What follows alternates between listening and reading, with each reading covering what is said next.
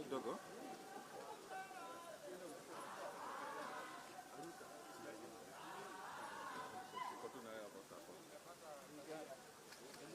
Wale wengine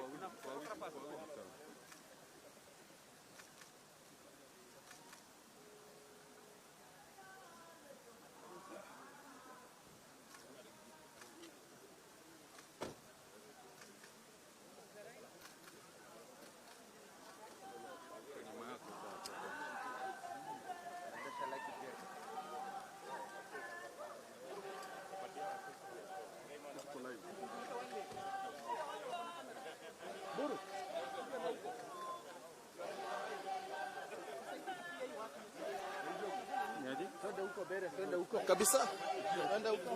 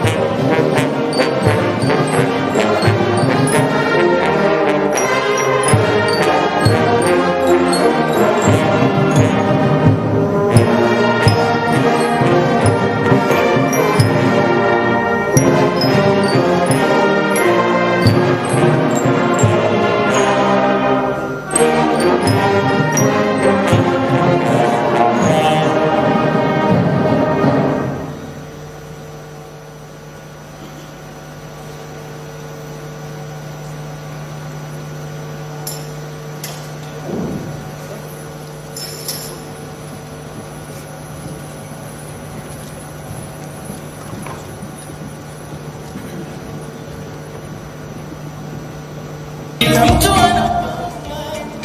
hata Maulana hajawahi kutugawa. Tulitafuta amani, tukatoka huko mbali. We may take our seats. Yapaswa tuzidi pamoja, dumisha amani. Tokonyane, asituranyane, emakulweta, wadomre. Jenge, nikujenge, tutengane kwa usawa, mimi nawe tushikane pamoja, tusonga mbele.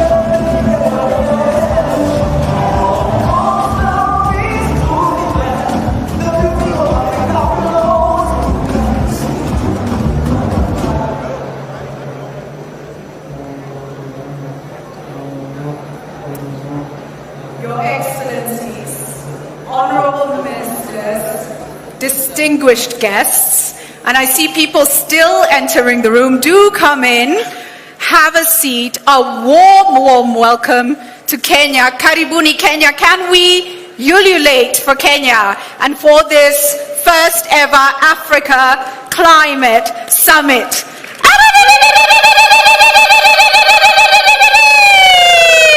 Thank you so much. Please take your seats. You are in a country, ladies and gentlemen, of incredible sights, mesmerizing wildlife, and warm, warm people. And even as we meet on this critical agenda, we hope you get some time to enjoy Kenya. And as you enjoy our spectacular country and observe the creativity, the passion, and the immense talent of young Kenyans, we also acknowledge that we are here gathering at a time of great uncertainty.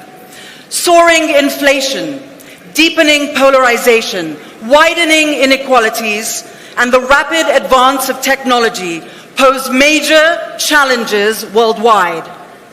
In addition, there is a war raging in the heart of Europe, whose impact is felt globally. Above all looms climate change, which poses a threat to the very survival of humanity. And in Africa, the threat has been catastrophic. It has. Ladies and gentlemen, allow me to share with you the statistics, which are dire. Over 17 million people a year have been affected by storms, droughts, wildfires, floods, and landslides. More than 7 million people in Africa have been displaced by natural disasters. More than 145 million people do not have enough food to eat. Now, all this, while Africa is responsible for less than 4% of CO2 emissions from fossil fuels and industry. As UN Secretary General Antonio Guterres said recently, and I quote, "The era of global warming has ended. The era of global boiling has arrived." It's so pertinent that this summit is being convened here in Africa to address the issues facing humanity. It was from here, particularly from the Rift Valley, that Homo sapiens set off eons ago, and several millennia later have come to dominate the planet. The progress and advances made in that period are impressive, but they have come at a price. Our ailing planet and the existential threat that we face speaks to that. Now, allow me to highlight, ladies and gentlemen, that as home of the youngest and fastest growing population in the world, we need the voices of Africa's young women and men. The good news is that just yesterday they've been convening and it gave the Youth Declaration. And that's amazing. We must also center the realities and the needs of indigenous people and local communities. We must listen and we need to act. Now, allow me to share a Kenyanism, a wise Kenyanism. It goes, "Hiyo meeting ingekuwa email." How many Kenyans know that? See some hands. Now, I share that because we've come together, we've convened, we are meeting, we are deliberating, we've taken the time. We must ensure this translates into action for impact. Otherwise, we could just have sent an email. And the action we are seeking here at the Africa Climate Summit is a pathway that will take Africa's realities and climate needs into account.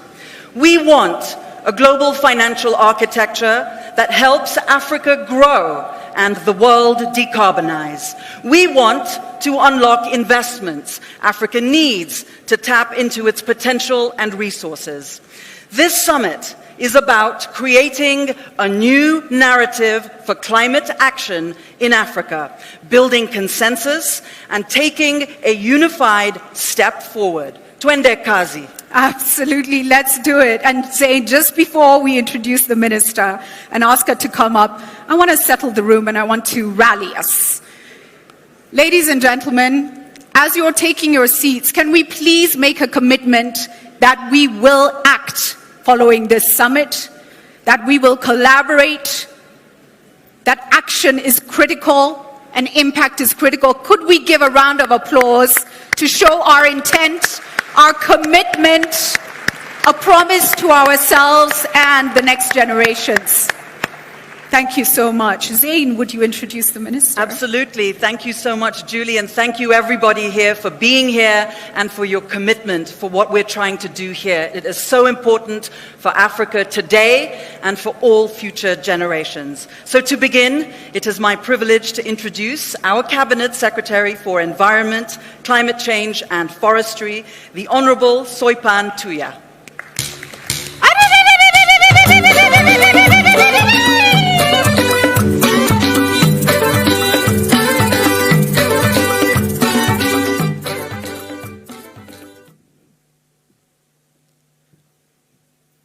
Your Excellency, Dr. William Ruto, President of the Republic of Kenya and Chairperson of the Committee of African Heads of State and Government on Climate Change, His Excellency, the Deputy President of the Republic of Kenya, Honorable Rigathi Gachagua, Dr. Simon Still, the Executive Director, United Nations Framework Convention on Climate Change, Her Excellency, Dr. Monique Nzanzabanganawa, Deputy Chairperson of the AU, Her Excellency, Ambassador Josepha Sako, AU Commissioner for Agriculture, Rural Development, Blue Economy and Sustainable Environment, His Excellency, the former Prime Minister of Ethiopia, Haile Mariam Desalegn,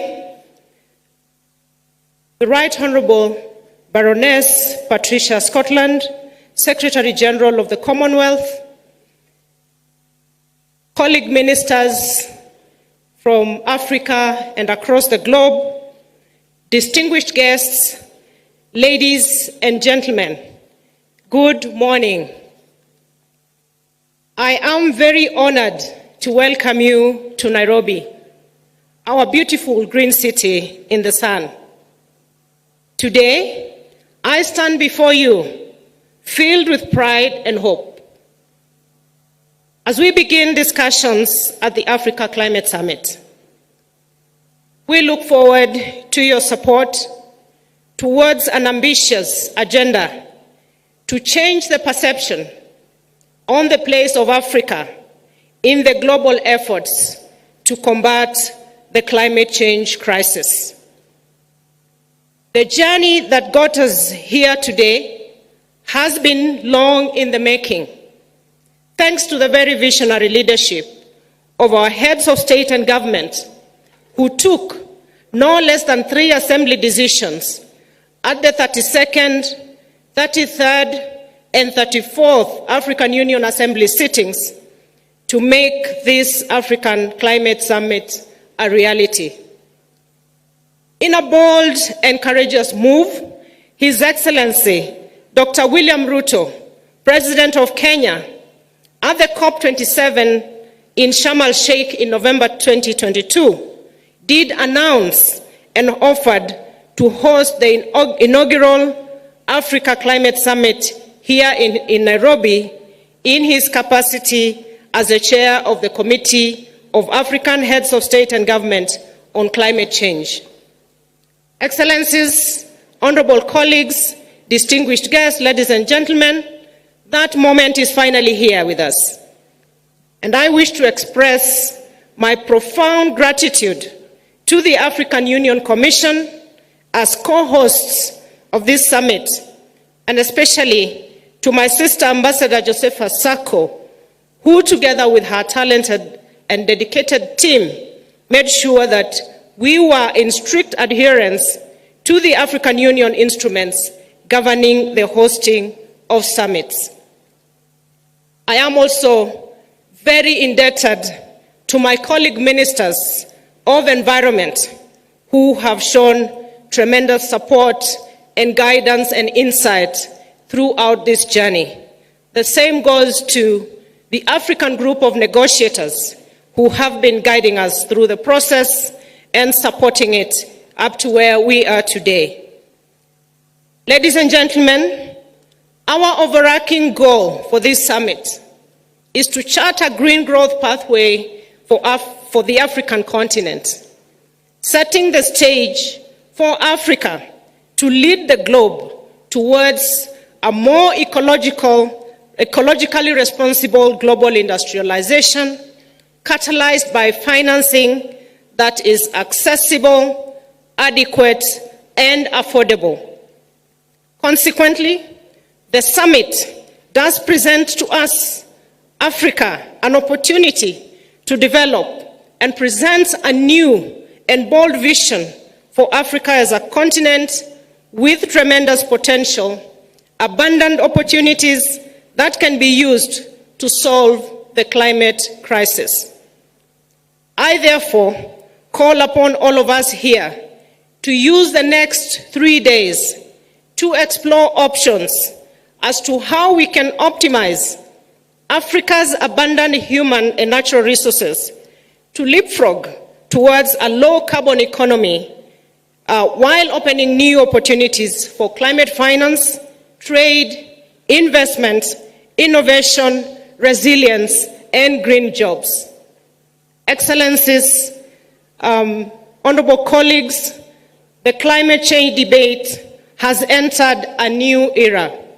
It is no longer just about tackling an environmental or development problem, but about addressing climate change in the context of justice. We must look at African countries and their high debt distress, contextualizing it with our ability to adapt and mitigate climate change. We must look at the impact of climate change to our economies, which are heavily dependent on climate-sensitive sectors such as agriculture, tourism, fisheries, energy, and forestry, among others. We must also be cognizant of the climate change nexus with migration and the need to climate-proof our infrastructure. That is why we are persuaded that if we do not develop adequate response measures to deal with the climate change crisis, it will crush us all together. Let us therefore step up and lead the world to find solutions for climate change by listening to all voices at this climate summit, including from youth, indigenous communities, and civil society from Africa and beyond. As I conclude, Excellencies, ladies and gentlemen, I wish to convey goodwill and urge you all to take time during your visit and sample our rich wildlife and cultural heritage.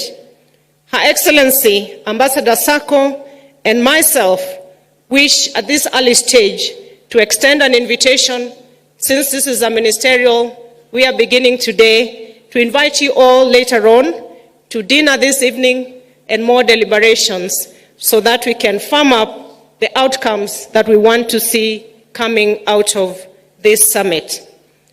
Thank you very much, and I will now take this opportunity to usher in our youth representative, Ms. Elizabeth Wathuti, who has been, for the last 3 days, have led a group of young people from across the continent to put together very solid resolutions, ideas, and very visionary indeed group of young people who are joining in the discussion and want to be part of the action.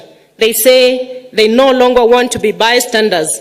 They want to be right on the table. Welcome, Elizabeth, and your team.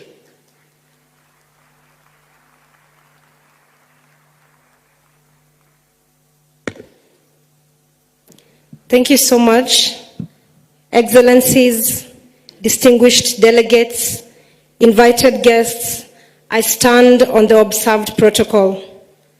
After months of regional and national consultations, mobilization that accumulated into uniting youth from every nook and cranny of the continent here for the last 3 days to exchange and voice our concerns, we stand today, Sad Ukas from the Kingdom of Morocco, Dion Shukuza from the Republic of Namibia, and I, Elizabeth Wathuti, from the host country of Kenya, the land of beautiful landscapes and the greatest marathoners, as representatives of the African Youth Climate Assembly, to underscore the urgency of addressing climate change and its profound impact on Africa's youth. Our declaration, the African Youth Climate Declaration, reflects our commitment to harness the power of our youth to drive meaningful change. The African Youth Climate Assembly's vision is rooted in inclusivity, resilience, innovation, and the conviction that young people are one of the biggest resources that Africa is endowed with. We seek to elevate youth participation and inclusion in climate governance, forging pathways towards sustainable development and green growth. And we urge you, our esteemed leaders, to join hands with us in this endeavor. And we have our key asks from the Youth Declaration that I will invite my good friends from the Kingdom of Morocco and Namibia to present.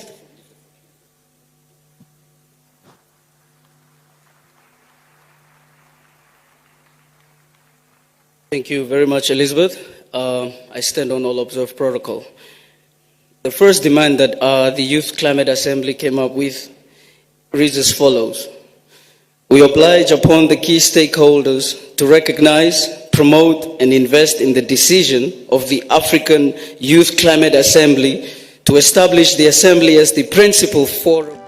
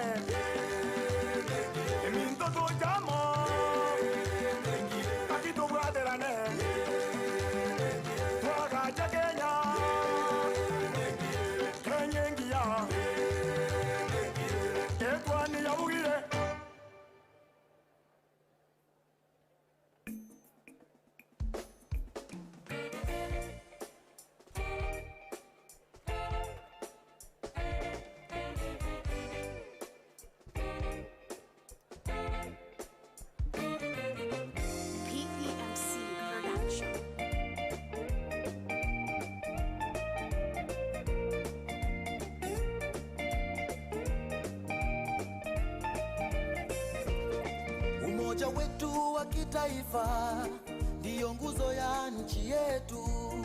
Tukiungana sote pamoja, tutaijenga Kenya yetu. Kwa amani na upendo, tuendeleze utu wetu. Haya yote tukizingatia, baraka tele tutapokea. Vijana, wazee, kina mama, tunaweza tukiungana. Furaha, usawa na ustawi, Mungu Baba tatujalia. So pull up, njooni wazalendo sote tuimbe. So pull up, njooni wazalendo sote tuimbe. Harambee, pamoja tutafika kilele. Harambee, na Kenya tutaishi milele. Harambee, pamoja tutafika kilele. Harambee, na Kenya tutaishi milele.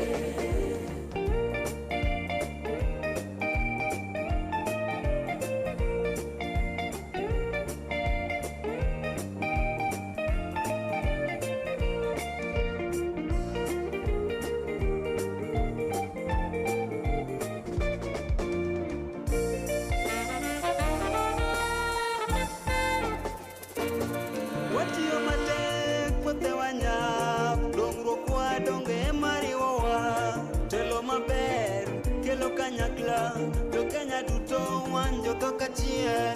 Forori wito ne moradime, to ikaranie hamwe na thayo. Maya mothe ne magegania, to initwathe twi hamwe. So pull up, njooni wazalendo sote tuimbe. So pull up, njooni wazalendo sote tuimbe. Pamoja tutafika kilele. Harambee, na Kenya tutaishi milele. Harambee, pamoja tutafika kilele. Harambee, na Kenya tutaishi milele. Harambee, pamoja tutafika kilele.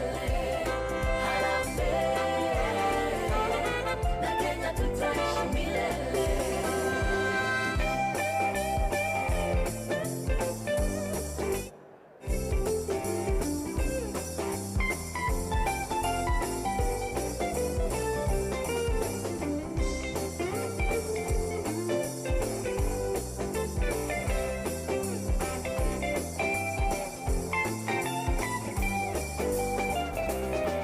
Tunaapa tutaungana.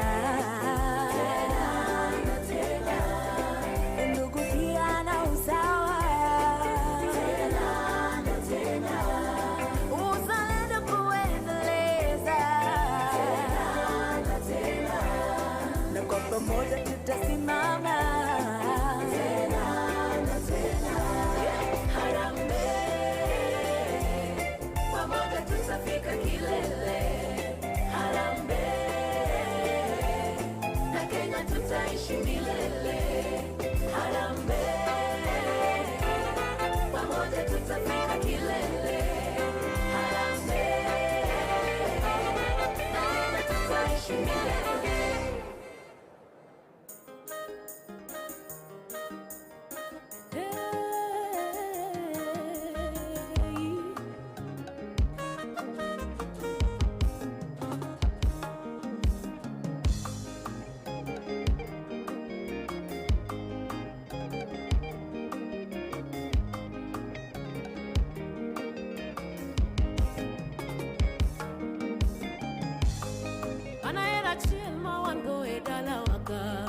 Joma beyo, joma chungile, kitiyo mate kendo gigero pinywa. Anapuoyo anapango anahera chiel ma wan go e dala waka. Joma beyo, joma chungile, kitiyo mate kendo gigero pinywa. Anapuoyo anapango jodala.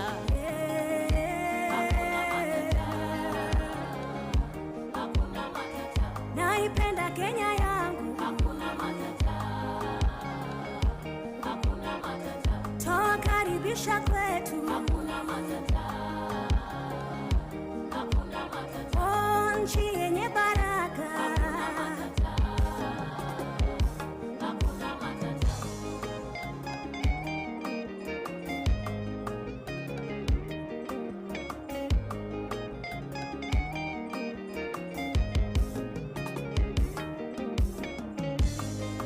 Kenya yetu mimi najivunia, utulivu kweli twafurahia. Omorembe chanyogokera, buya mono chisokoro chaito. Obosibore twabocengera, hakuna matata, hakuna matata. Naipenda Kenya yangu, hakuna matata,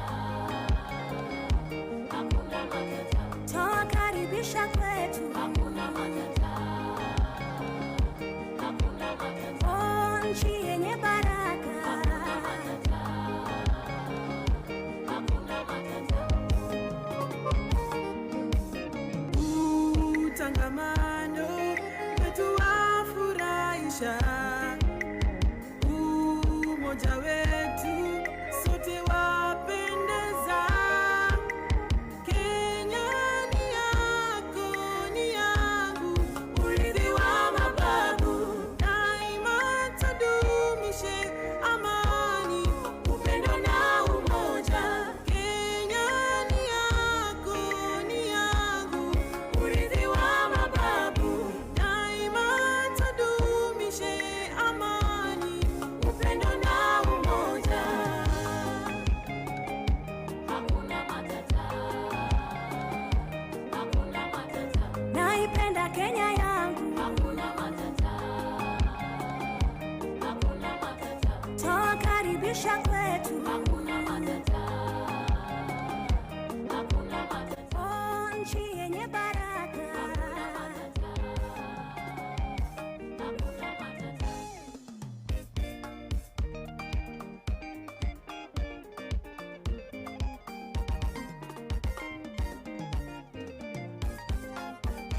Mi mzalendo nitaijenga Kenya yangu, niendapo Kenya ni mama yangu, niwe liwalo hapa nyumbani kwangu. Kote kote ubora tueneze, vile vile pia tuwajibike. Wananchi sote tumakinike,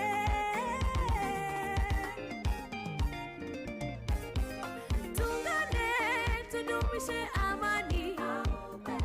Wakenya tuishi kwa umoja, ni nguzo yetu si wazalendo.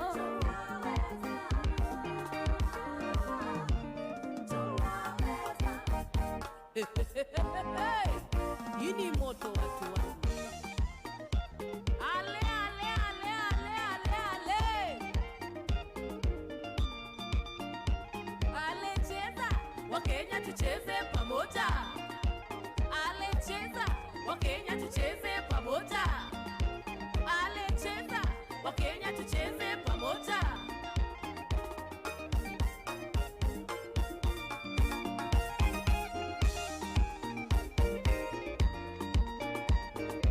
Danser, danser, danser, danser, danser.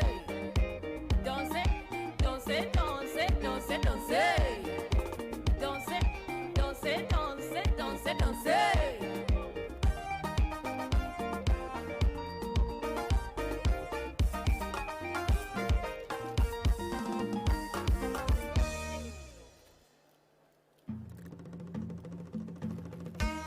Nijenge, nikujenge, tujengane.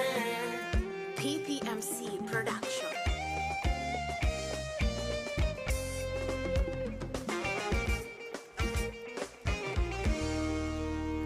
Tuna haki sawa, kila mtu ana power. Hata Maulana hajawahi kutugawa. Tulichafuta amani, tukatoka huko mbali, yapaswa tuzidi pamoja, dumisha amani. Tokonyane, asitoranyane, emakulweta, wadomre.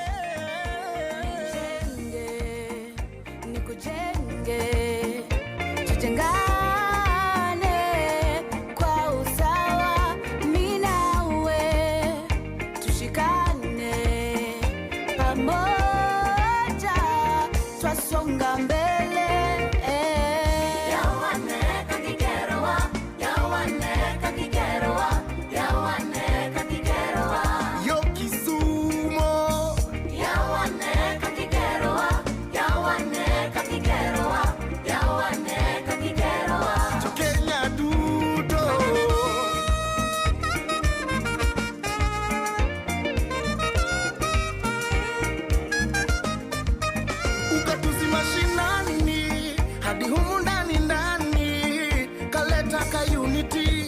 Sasa tuna opportunity, nikiwa ofisi nawe jua kali, chochote ufanyacho kujimudu maishani, toko nyare asetura nyare maklweta wadongre. Jenge nikujenge, tujengane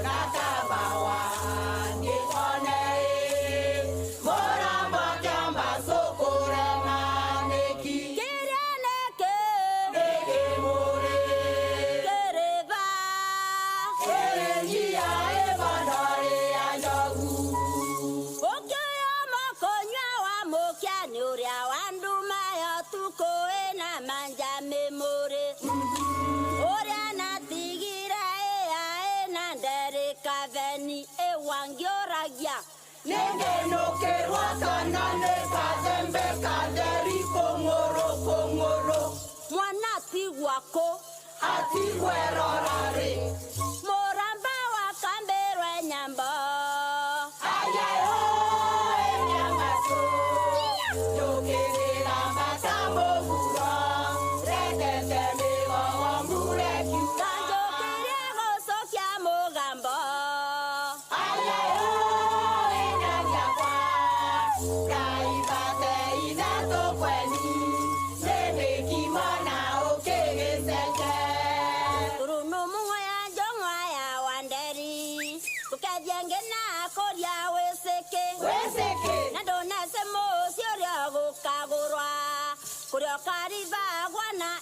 Moko izembe Merembe ya irarutirwe Nemone mora mokyambazo Kwa mukara tutazere yawane kiweka Nakomenye andeki Merembe Merembe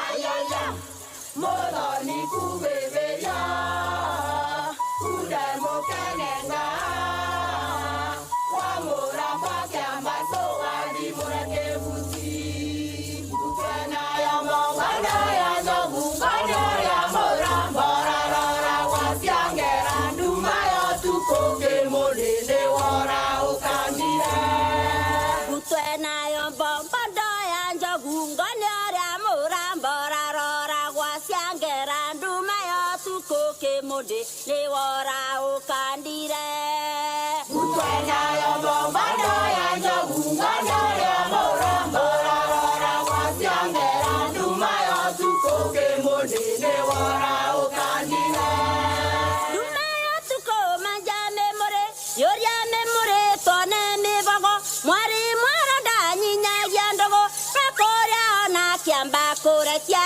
Yoria memore Maya tuko manya memore Yoria memore tone mivago Sangya Chambazo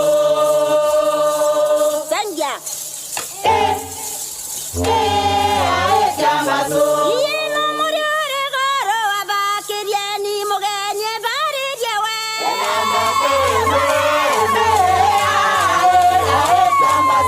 Yeno gibone benya togakinya tokathambie kavyowe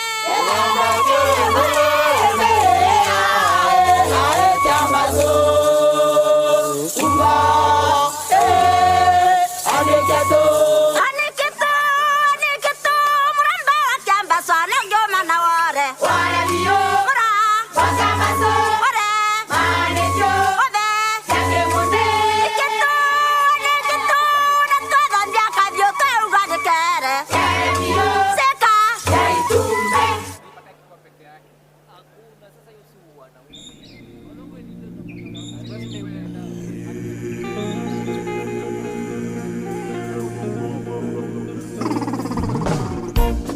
Epotogi peyoko Akeni kini hapo yako Epotogi peyoko Anyu de buyeri yako Epotogi peyoko Anyu de henate yako Epotogi peyoko Akitinge kiruri yako Epotogi peyoko Anyu de giteni yako Epotogi peyoko Akipupungi yodi Epotogi peyoko Anyu de giyakotela Epotogi peyoko Akeni kin Kenya Akopo yako kaya kwenye ayemena yetao Kenya Akopo yako kaya kwenye ayemena yetao Kenya Akopo yako kaya kwenye ayemena yetao Kenya Akopo yako kaya kwenye ayemena yetao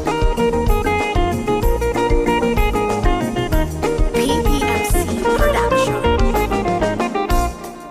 Supal ke retilang ninya de yetal kumbo Supal ke retilang ado marai ke kumbo Serel ke retilang mabe murdai shongo bang Serel ke retilang tu miesiri yongo bang Supal ke retilang sidai ninya titile Supal ke retilang sidai ninya titile Supal ke retilang sidai ninya titile Supal ke retilang sidai ninya titile Akujitopia kako ani buni yo Kenya ki jo poroko choki boy ginoria erara na kajo kakane ya Italia ya Lukania ya Ton ya Modi ya Kodogwan ya Rit ya Matunyu go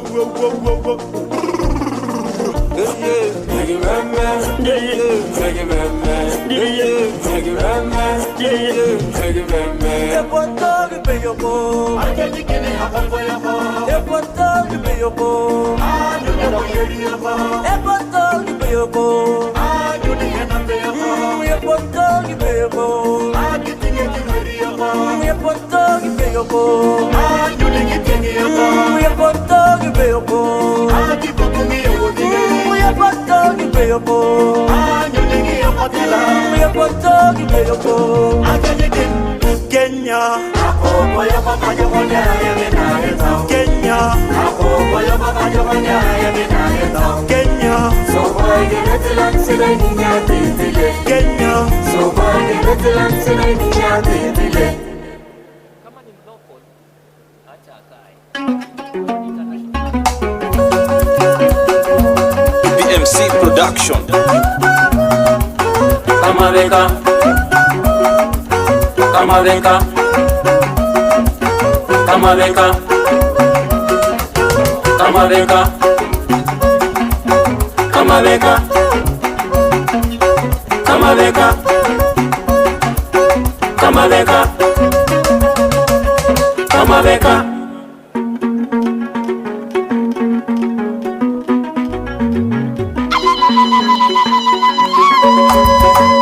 Hey, bana ba Kenya namugeze ndi mulembe gundi waya mumbe kama rumwelezera ko bulayi bwo nenda kama dunda ko buru mu Kenya no bano kenda mu Kenya mwefe muno ola kupaliana nena sombo kimyanda ko ngona bulayi po no cha mujisekita cyo buziriki kama dibabo na ko kolingaki no cha sia masomo yozi zoko kwa wale nyuma tawe wana kama masomo ke primary kusoma za free no cha mubulimi biru kwa nende bira kwa bana buza kwikhwera ewe omukeni ichawe bonere kucha ewe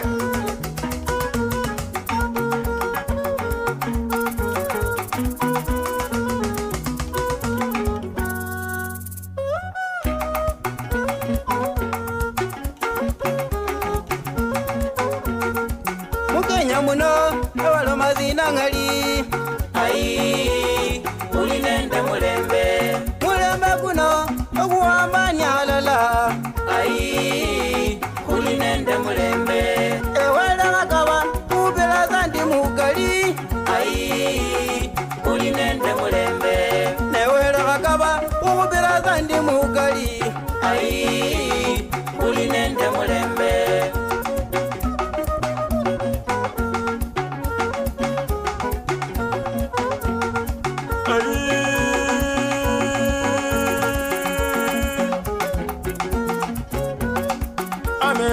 Chimalo managone nyenome Mboko ya balu yese waya goni roche Tuno limba mulechera waya mulire Nenji wa Kenya kulina ndo mulembe Nendo ulala mungoma na kuzima nenge Abinji birola ukole kwesi ya lala Kakami biachala kuze kwesi ya lala Nakama ulimi mayo ukole kwesi ya lala Nakama Kenya runda ukole kwesi ya lala Sekita bali mbali ukole kwesi ya lala Mukenya muno awalo mazina ngali Ai ulinende mulembe Mulembe kuno ukuwambanya lala Ai ulinende mulembe Ewera kakaba ukupila zandi mugaliwe Ai ulinende mulembe Ewera kakaba ukupila zandi mugali Ai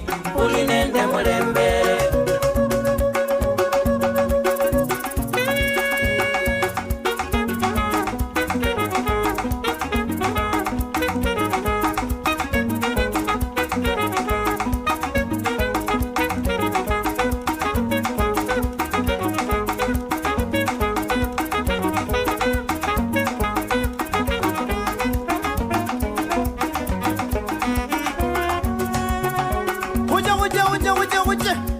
Kamaveka Kamaveka Kamaveka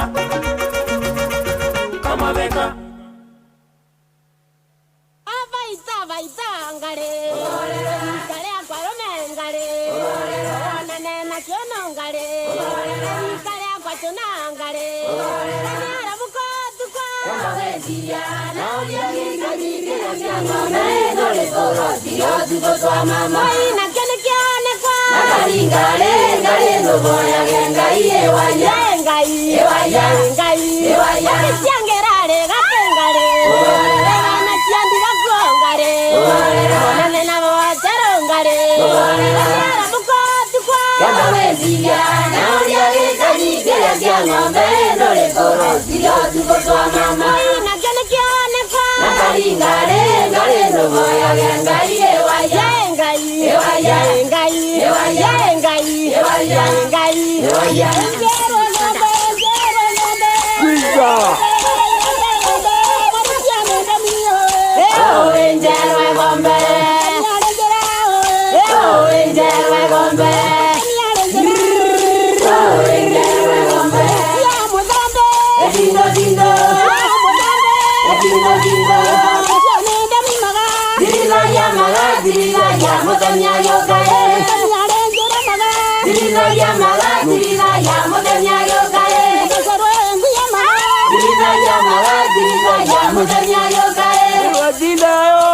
Maria yo gendo gora ugaburo eresio yebyo ejale mutu angunga Eradina Kenya Maria gendo gora ugaburo eresio yebyo ejale mutu angunga Eradina Kenya Maria gendo gora ugaburo eresio yebyo ejale mutu angunga Eradina Kenya Maria gendo gora ugaburo eresio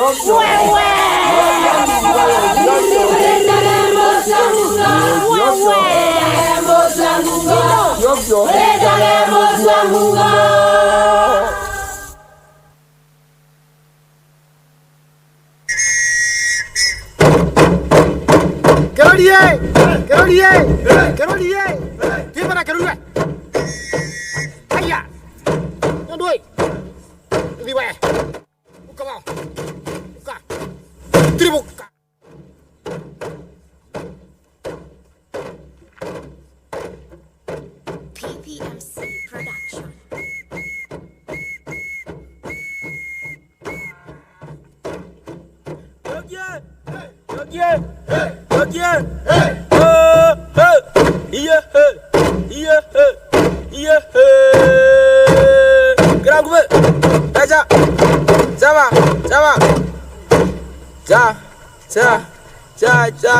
Agua!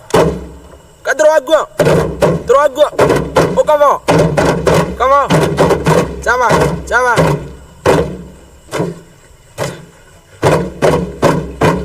Monica, Monica. Wale wako Monica. Wakendiga Monica. Ena madena Monica. Monica!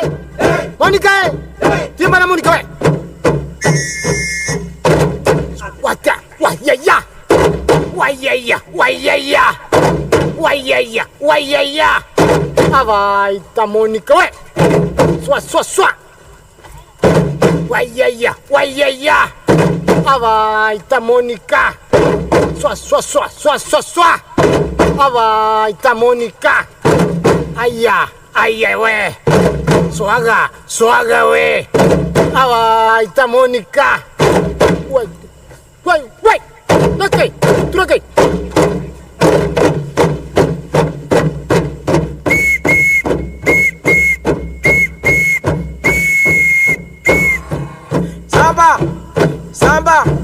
Samba.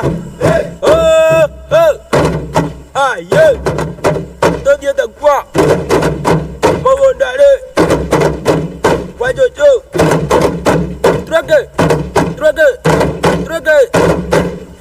Otan go na ida to Truque. Otan go na yere.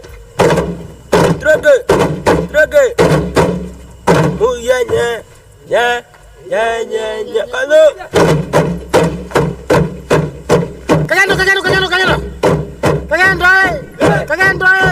Cagando. Gimana cagando? Biriwe. Maria. Biriwe. Campurira. Gue. Maria. Biriwe. Wah, ya.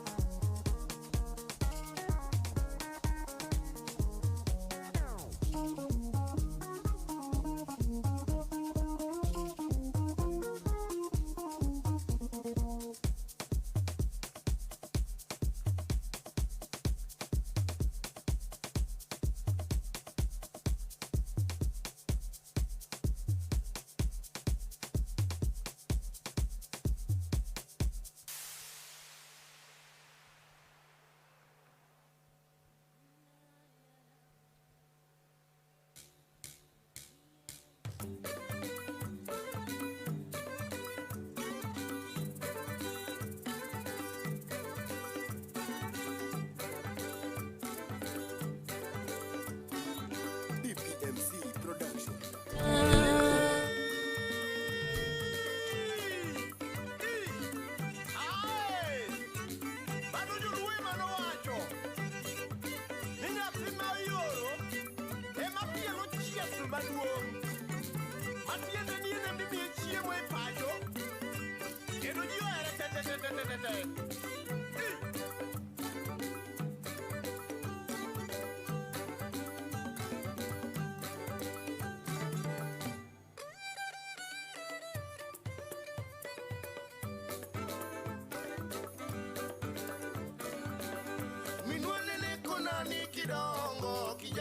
mapod kidoro, mama neko nani kidongo, kijana mapod kidoro, nikikonyo waduti lemo, yori no yaore, nikitimo maber nyathina, titimo ne mana in.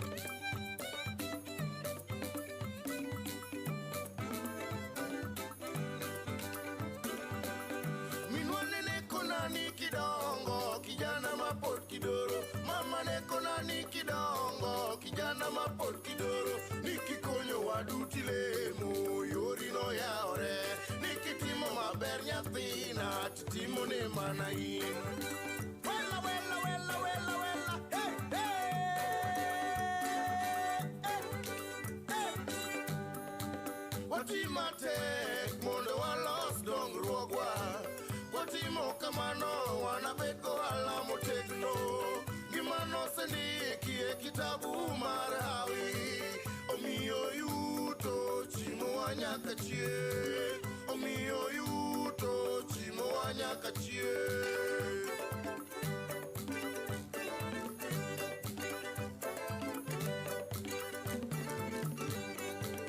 Watimatek mondo walos dongruogwa, watimo kamano wanabeko ala motegno, gimano sendiki e kitabu mar hawi, omiyo yuto chimo wanyaka chie, omiyo yuto chimo wanyaka chie.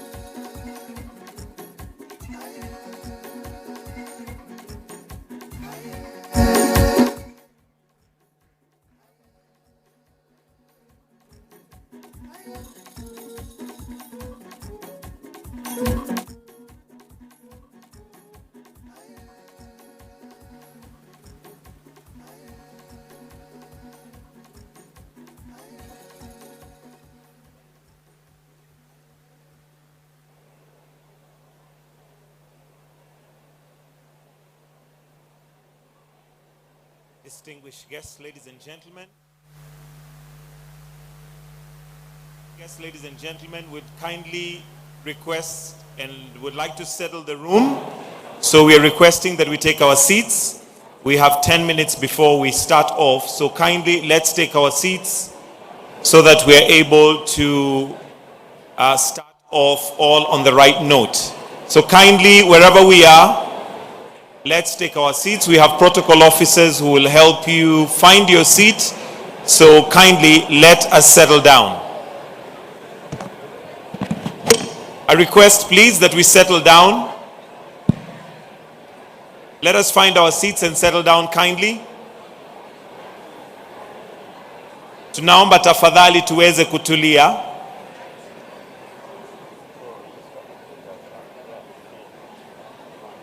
And for the protocol officers, kindly help me just get this information to our guests. We need to settle down. We need to take our seats. We have less than 10 minutes to begin. So please, let's take our seats.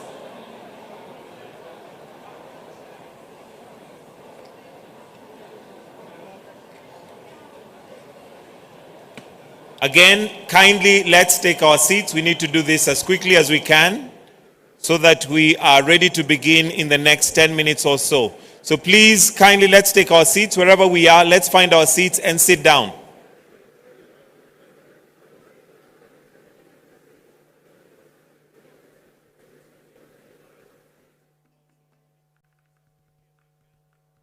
Thank you. We still have quite a number of us who are not seated. So I'm kindly requesting that we settle down.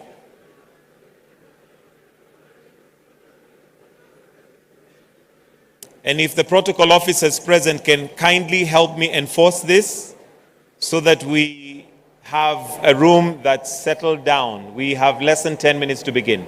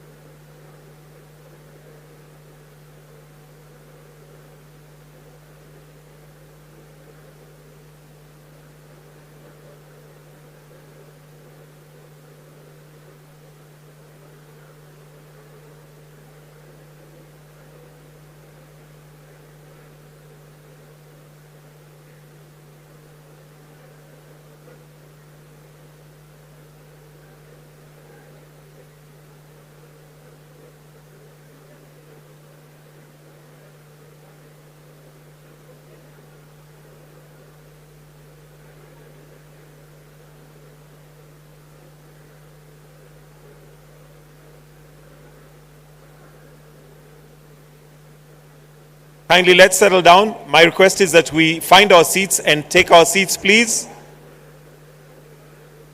Those of us who are still standing, please let's find our seats and settle down. We have little time before we begin.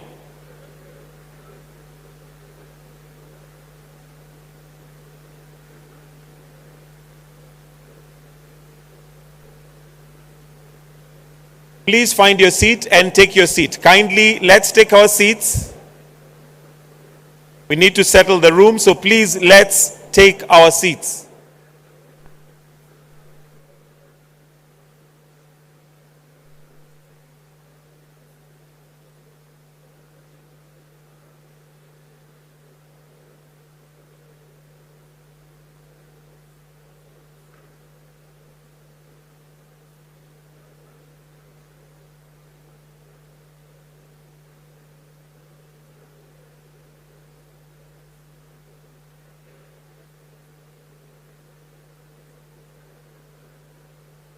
Please, let's settle down. We need to take our seats. Let's clear the front, clear the aisles, and take our seats, please.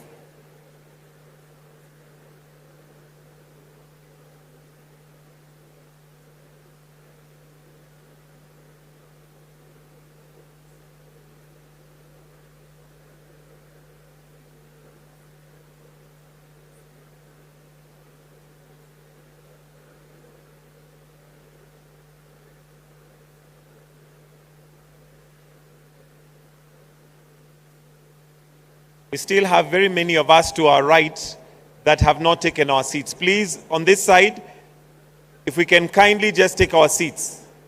Please.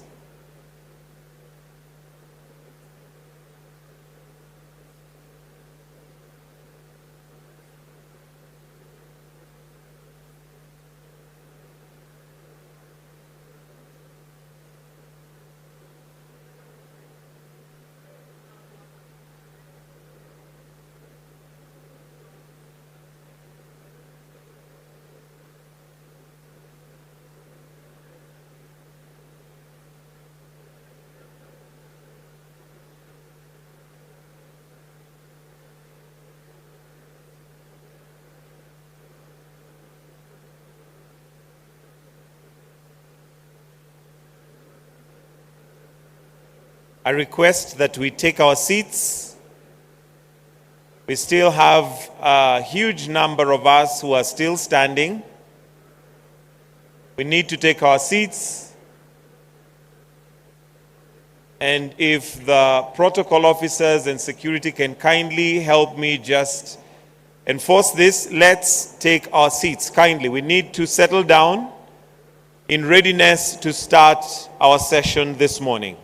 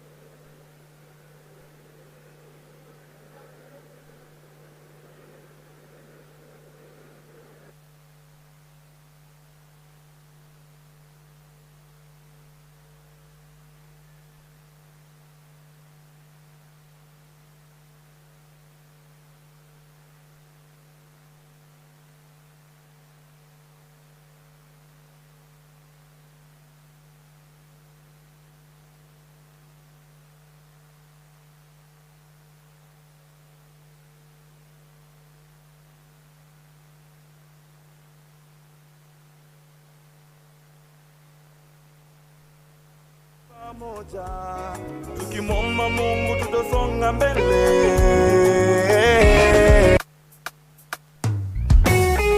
PEMC Production.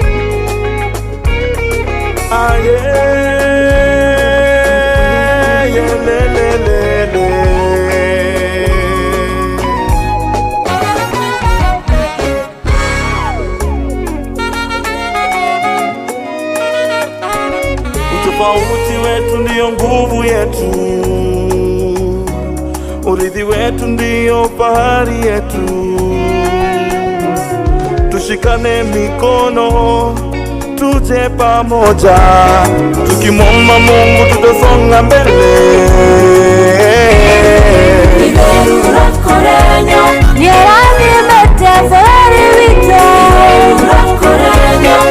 Mungu umeibariki nchi yetu.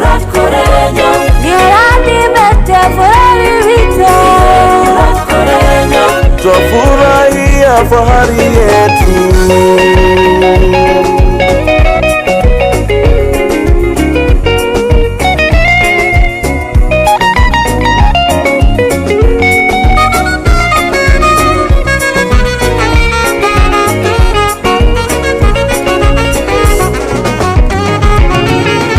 Mazao ya shamba, ardhi yenye rutuba, tuna madini yetu, umoja wetu tunaridhia. Jambo Bwana, Bwana, Bwana, hakuna matata, matata, matata. Tuna uhuru wa kujieleza, hey, kwa lugha zetu na miziki yetu, hey. Kenya yetu kweli inapendeza, hey. We thank God, we say amen. Tunawe athi wa kwirutira, hey. Onduire wito na ogai wito, hey. Kenya yuto ne andekete, hey. Twashoke Ega toga Imerurat korenyo Nyeradi bete feri vito Imerurat korenyo Mungu umeibariki nchi yetu. Imerurat korenyo Nyeradi bete feri vito Imerurat korenyo Twafurahia fahari yetu.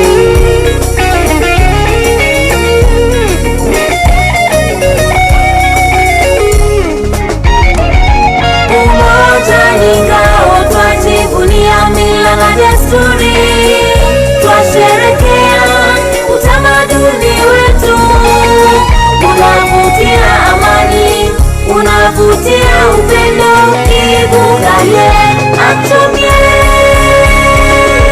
Imerurat korenyo Nyeradi bete feri vito Imerurat korenyo Mungu umeibariki nchi yetu. Imerurat korenyo Nyeradi bete feri vito Imerurat korenyo Twafurahia fahari yetu.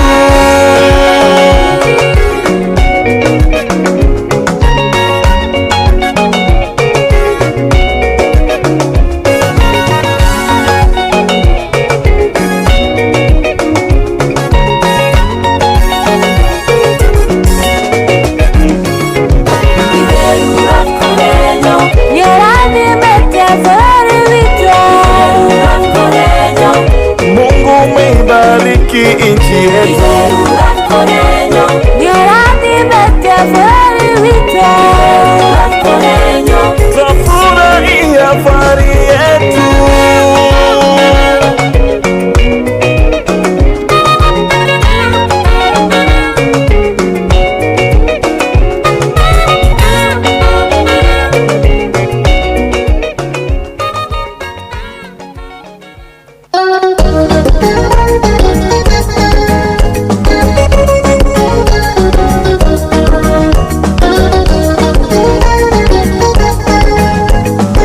PPMC Production.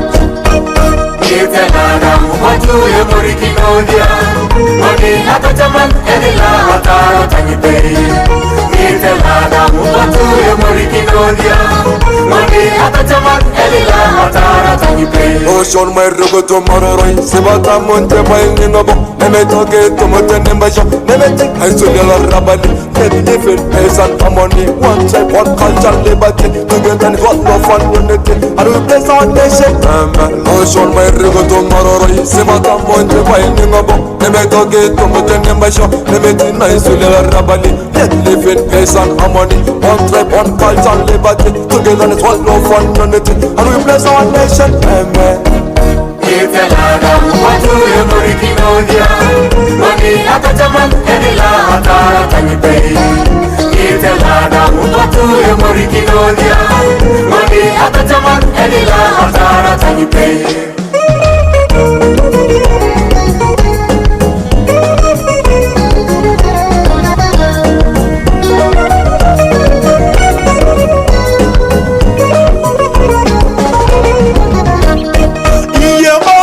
nyetega Otu atatingalia Morikina to eloginia Otu atatingalia Ekidhili bore kajogon Otu atatingalia Echami ibore kajogon Otu atatingalia Ajokidhi kechalakara Otu atatingalia Ibukona bonga pot Otu atatingalia Yamoye kedu nyetega Otu atatingalia Morikina to eloginia Otu atatingalia Ekidhili bore kajogon Otu atatingalia Echami ibore kajogon Otu atatingalia Ajokidhi kechalakara Otu atatingalia Ibukona Pitile Sokoye netilang sila niya pitile Sokoye netilang sila niya pitile Kujitopia kaho ani buni yo Kenya kijo koroko choki boy ginoria erara na kajo kakane iya ngitalio iya lukania iya ton iya ngodi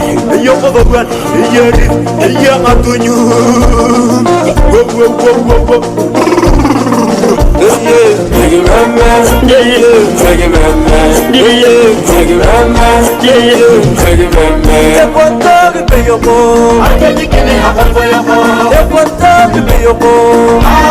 Epo bebo Yepotogi bebo Yepotogi bebo Yepotogi bebo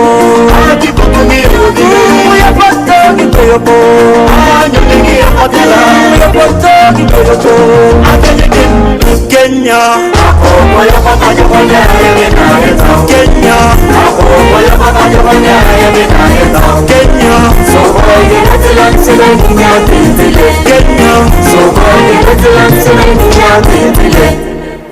Kama ni mlocal, acha akae. BMC Production. America America America America America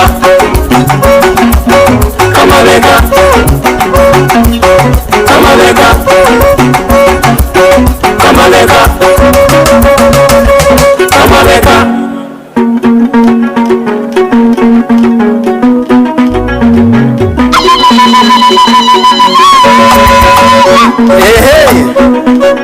Bana ba Kenya namugeze ndi Mutembei muli wae mumbe kama rumweze ko mule ko kubanenda kama tunda ko uhuru mu Kenya no bano kenda mu Kenya mwefa muno wala kubaliana ni nasombo ime atakuwa na bura ipo locha mu sekta cyo kuziriri kama dibabu na ko kulinga aki wote masomo wazito kwa wale nyuma tawe wala kama masomo ke primary kusoma za free locha mu bulimi biru kwa nende bira kwa banabuza kuikhwera ewe mkeni ipo haja ya kuweza kuangazia baadhi ya rasilimali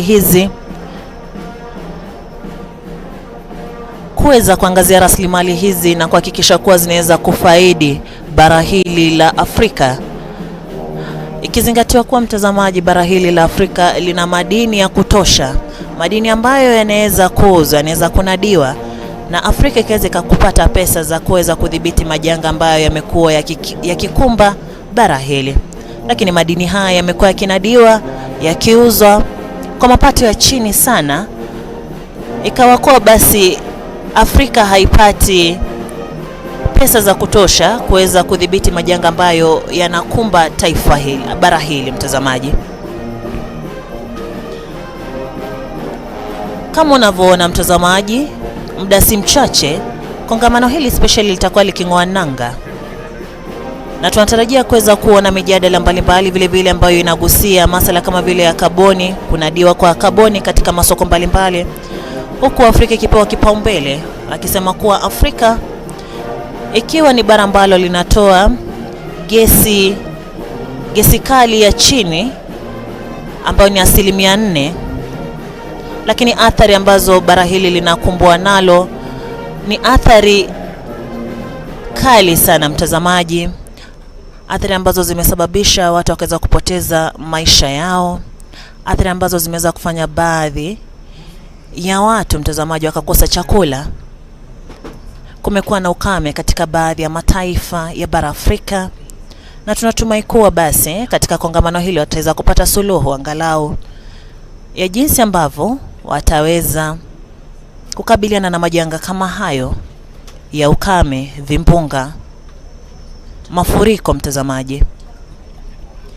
Ikizingatiwa kuwa hapo awali tuliweza kuona kwa utabiri ambao umeweza kutolewa hasa katika ukanda wa Afrika Mashariki, ni kuwa basi katika miezi ifuatayo tunatarajia kuweza kuona mvua za El Nino zinatarajiwa kuweza kuanza kunyesha kuanzia miezi ya Oktoba. Basi El Nino iwapo itakuja kama ilivyotangazwa mtazamaji, itaweza kudhibitiwa kwa njia gani? Basi tunatarajia kuwa katika kongamano hili wataweza kuwa na suluhu ya mambo kama hayo, na vile vile wakiweza kuangazia kuwa kumeweza kuwa pia na utabiri kuwa kutakuwa na nzige ambao wanatarajiwa kuweza kuwa katika mataifa kadha wa kadha kama vile Kenya, Ethiopia, Somalia. Na nzige hawa wakija basi wanakuja na pepo mbalimbali na pepo hizo zinapovuma wakaweza kuja katika mataifa haya, basi wataweza kuenea katika mataifa mengine. Na nzige basi wakiwepo wanaharibu chakula, na kama wanaharibu chakula, basi hii inamaanisha kuwa kutaweza kuwa na ukosefu wa chakula cha kutosha. Haya ni baadhi ya masuala ambayo yanatarajiwa kuweza kujadiliwa katika kongamano hili. Ukosefu wa chakula, ukosefu wa mvua. Na mvua hizi zinapokuja zinakuwa ni kuwa zinaleta madhara, basi inakuwa kuwa bara hili linashindwa kudhibiti majanga kama haya. Vile vile maswali ambayo watu wengi barani Afrika wanajiuliza ni maswali kuhusiana na jinsi ambavyo pesa hizi zinaweza kufikia watu waliopo mashinani, watu ambao hawajaweza kufika katika kongamano hili, watu ambao ni wakulima tuseme. Wataweza kupata fedha hizi kivipi ili kuweza kujidhibiti na majanga kama haya? Basi watu wengi wanatarajia kuwa baada ya kongamano hili wataweza kutembea na kuhudhuria vikao mbalimbali katika nchi mbalimbali, katika vijiji mbalimbali, ili kuweza kuwahamasisha jinsi ambavyo wanaweza kujikinga dhidi ya athari za mabadiliko ya tabia nchi. Mtazamaji, kama nilivyokuwa nimekujuza ni kuwa baadhi ya viongozi ambao wameweza kuwasili katika kongamano hili speciali la kihistoria ambalo limeweza kufanyika kwa mara ya kwanza kabisa tangu kutangazwa kwa mabadiliko ya tabia nchi kuwa janga. Miaka hiyo kufikia sasa ni takriban miaka 31. Janga hili la mabadiliko ya tabia nchi liliweza kutangazwa mwaka 1997 huko Rio. Kumeweza kuwa na makubaliano kama ule wa Kyoto, mtazamaji. Na swali ambalo watu wengi wanajiuliza ni kwa nini makubaliano haya ambayo huwa yanakubaliwa katika makongamano haya huwa hayafuatiliwi? Kumeweza kuwa na makubaliano kama lile la Paris. Kwa nini basi baada ya hapo mataifa ambayo huwa yanahudhuria kongamano hizi ama makongamano haya huwa hawafuatilii kuhakikisha kuwa yale ambayo wanaweza kujadili katika makongamano hayo basi yanaweza kutekelezwa katika mataifa yao? Ni mambo yapi ambayo huwa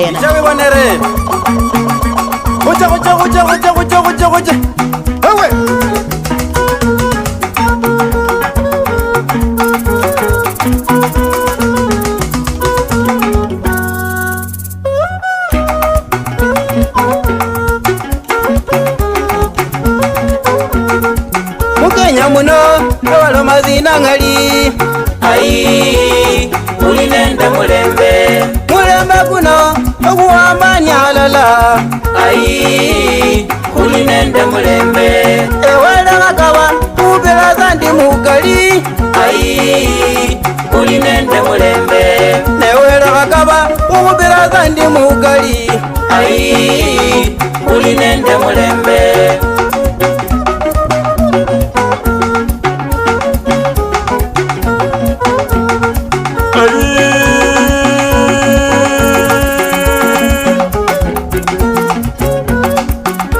Tabaji maloma na gone nyenome emboko yabaluyeze weyagoniroche tunolimbe mulechera oyamulire enji wa Kenya kuline do mulembe nendo ulela mungu. Out of this week, we must not be held hostage to the past, but allow ourselves to reimagine a future where as Africa we lift ourselves from the fatigue of despair and make history. Excellencies, I am persuaded that the time is now, and I beseech us to respond to this historical call by proposing radical solutions to the world that will help us deal with the climate change. I invite us to listen to the inner urge calling us to serve humanity, that we go down in history, that it is out of Africa, the cradle of mankind, that the solution for climate change came forth. Excellencies, Allow me now to invite to kick us off the President of the African Development Bank, who has been in the middle of this discourse and supporting a lot of support to the cause. Welcome, Dr. Adesina Akiwumi.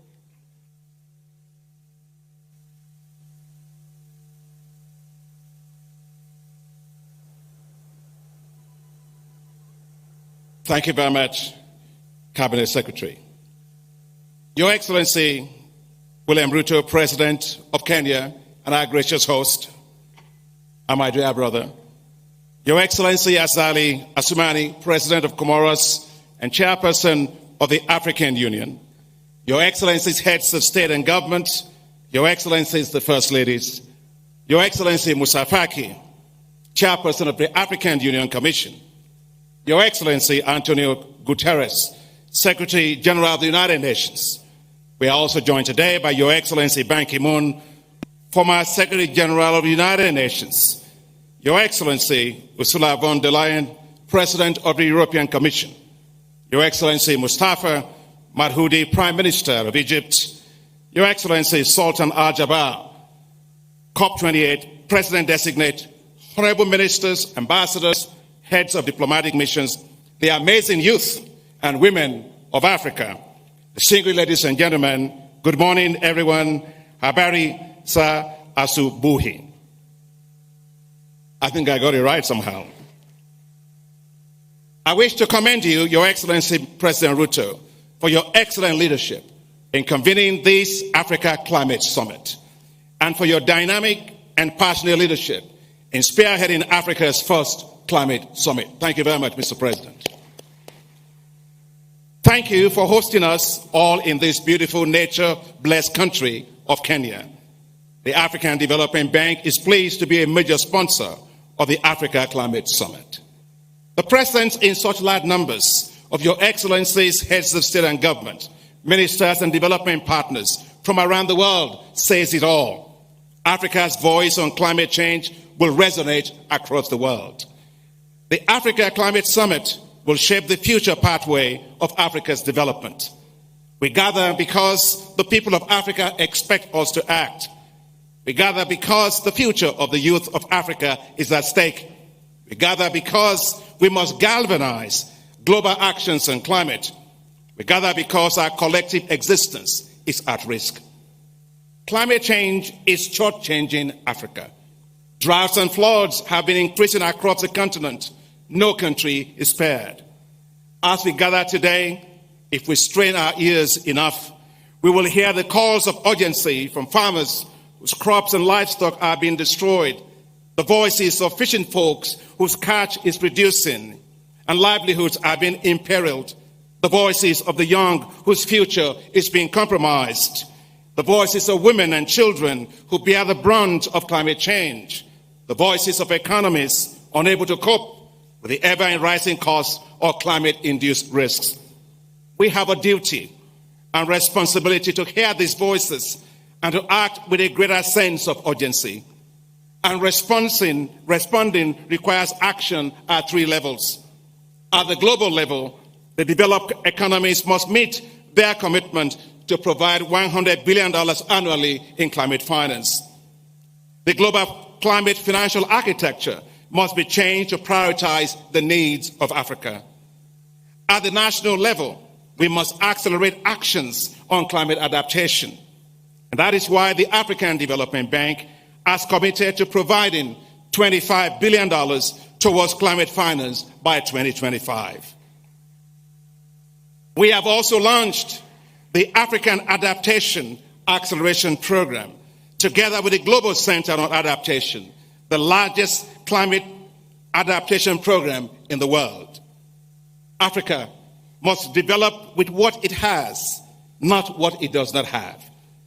Africa is blessed with large sources of renewable energy in the world. Renewables from solar, hydro, wind, and geothermal. But we cannot power Africa with potential. We must fully unlock Africa's renewable energy potential. That's why the African Development Bank is implementing a $20 billion Desert to Power program to harness the power of solar and deliver electricity for 250 million people. We must power every home, every school, every hospital, and provide stable, affordable, and reliable power. But we must, Your Excellencies, be pragmatic.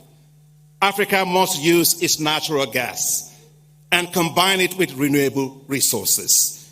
The International Energy Agency's analysis shows that doing so would only add 0.5% to global emissions. Give us space to grow. We must ensure that Africa's food and agricultural systems are climate resilient.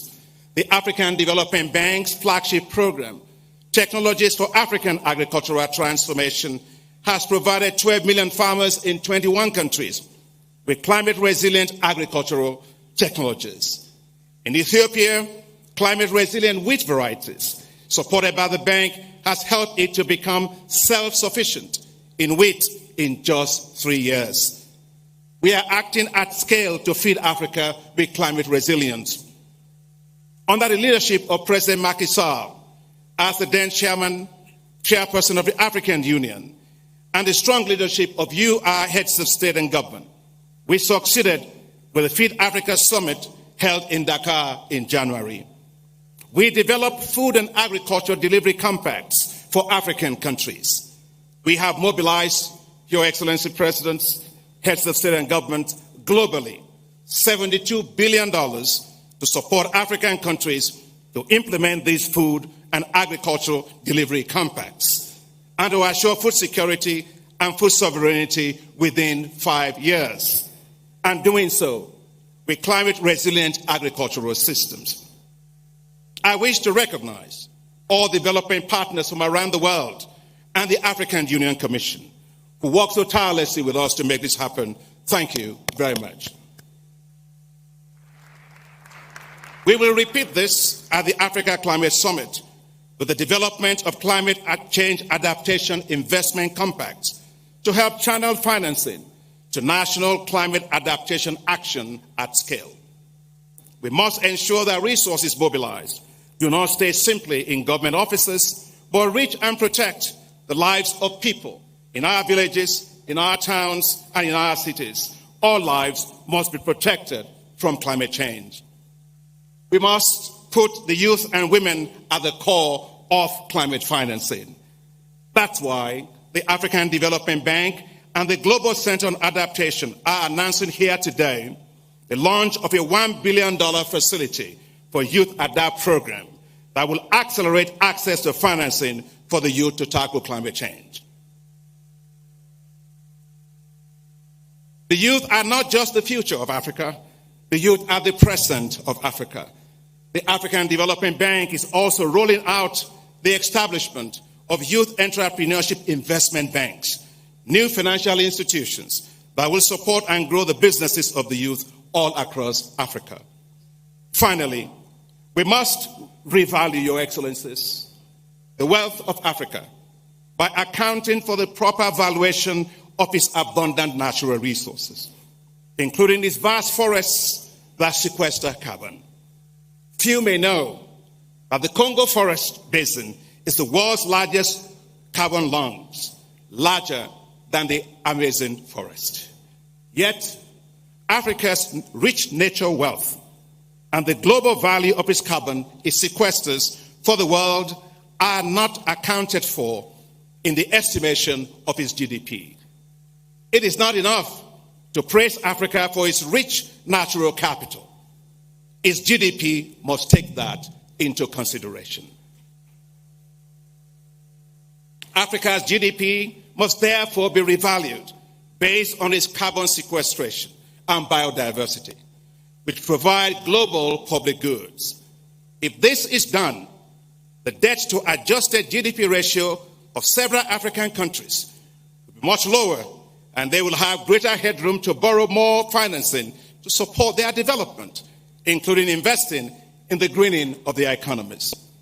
We must, Your Excellencies, therefore, turn Africa's economies green, not because others ask us to do so, but because it is in our interest to do so.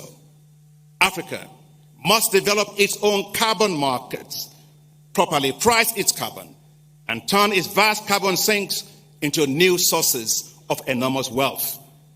Africa cannot be nature rich and cash poor. As we look towards COP28, African needs must be front and center, powered by the leadership of our heads of state and government, our youth and the private sector, and the voices of our communities. We must be the vuvuzelas of climate financing for Africa. Together with partners from around the world, let's make it happen for Africa. Thank you very much. Merci beaucoup. Gracias. Shukran. Asante sana.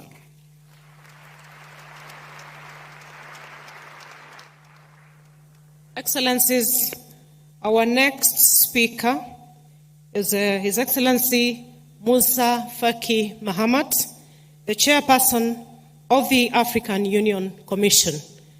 Welcome, Your Excellency.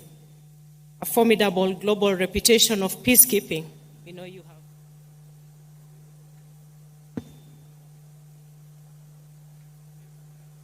Excellency Dr. William Ruto, President of the Republic of Kenya, Excellency Azali Assoumani, President of the Union of the Comoros and current Chairman of the African Union, Excellencies, Head of State, Government and Delegation, Excellency Antonio Guterres, United Nations Secretary General, Excellency Ursula von der Leyen, President of the European Union Commission, representatives of international organizations, financial institutions, civil society, youth, women, honorable ministers, distinguished guests, ladies and gentlemen, all protocol observed. First and foremost, I would like to thank President William Ruto, the government and the people of Kenya for the exceptional hospitality accorded to us since our arrival in this hospitable and green capital, Nairobi. The beautiful and natural environment in this country augurs well for the great success of our climate summit.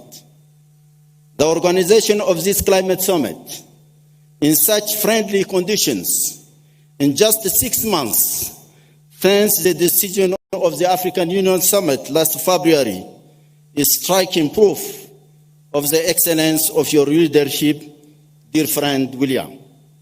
I sincerely congratulate you. Excellences, Mesdames et Messieurs, le récent rapport du groupe international d'experts sur les changements climatiques on climate change, IPCC, confirms our fears. Africa is warming faster than the rest of the world. If this phenomenon is not stopped, climate change will continue to have a serious negative impact on the growth of the African economies. Agricultural productivity has been reduced by 34% between 1961, since 1961, due to climate change, more than any other region. Hence, it will have an unbearable pressure on the food systems in Africa. African countries thus face disproportionate burdens and risks arising from unpredictable weather patterns, particularly prolonged droughts and devastating floods at all levels. Massive humanitarian crises provoke detrimental impacts on economies, health, education, peace and security, and other related risks. For example, the season 2022-2023, about 18 million people have been affected by drought in the Horn of Africa alone. Recently, tropical cyclone Fred has affected more than 1.2 million of people and caused the death of more than 700 people. It is also estimated that between 2019 and 2023, the economic loss as a result of disasters in Africa is between 20 and 35.5 billion American dollars. This gloomy list is not exhaustive. Excellencies, ladies and gentlemen, climate change has spared no sector. It is to be recalled that Africa has around 400 million who do not have access to clean drinking water, and about 700 million do not have access to a very good sanitation. And this also indicates, experts indicate that there is a gap, a financing gap of 11 to 20 billion dollars. So we are obviously on the verge of seeing climate degradation. It is not the only factor, and it will be wrong not to integrate this in our global analysis of the negative factors, including governance, which is at the very center. I do not want to yield to pessimism. And in the general, it is, however, fortunate that in the table we have some beacons and favorable indicators. I cannot help reminding that 600 million people do not have access to electricity, and 200 million of them do not have access to clean cooking and are exposed to all respiratory problems and diseases due to smoke. And because of climate change, we have problems in our infrastructure, and we need to develop profitable infrastructure and spend at least $160 billion per year. Indeed, it is encouraging to note that the African governments have devoted about 3.5% of their GDP to the development of infrastructure over the past 20 years. It is too little compared to some emerging countries. China and India, for example, devote 7.7 and 5.2% of their GDP, respectively, in infrastructure. We can thus see in which direction efforts have to be made. Excellencies, ladies and gentlemen, this summit affords us an excellent opportunity to translate the climate ambitions of Africa into investment opportunities, to consolidate our voices on matters on burning issues of climate change, to prepare for the UN Climate Summit and for COP28 in the United Arab Emirates. At these meetings of global importance, Africa must, among other challenges, highlight the worrying and sometimes tragic situation in the Sahel, in the Horn of Africa, where drought and floods alternate, in the Congo River Basin, with dangerous deforestation and the disastrous consequences of cyclones in southern Africa and in the island states. It is urgent that Africa come to all these meetings with concrete proposals to be implemented without delay. I strongly reiterate my call to come to the next two meetings with precise proposals, without drowning them in literature and the usual litany on the imperative need for collective justice for Africa, where responsibility is very limited in the pollution of the world, with an inversely proportional share of the volume of global investment in the field of environment. This call for a restoration of justice for Africa would benefit from being supported by a real reform of the global financial architecture, for which a high-level panel is rightly devoted at this summit. Obviously, this reform must result resolutely focus on the financial organs and structures, institutions which structure the universe, which operate far from Africa.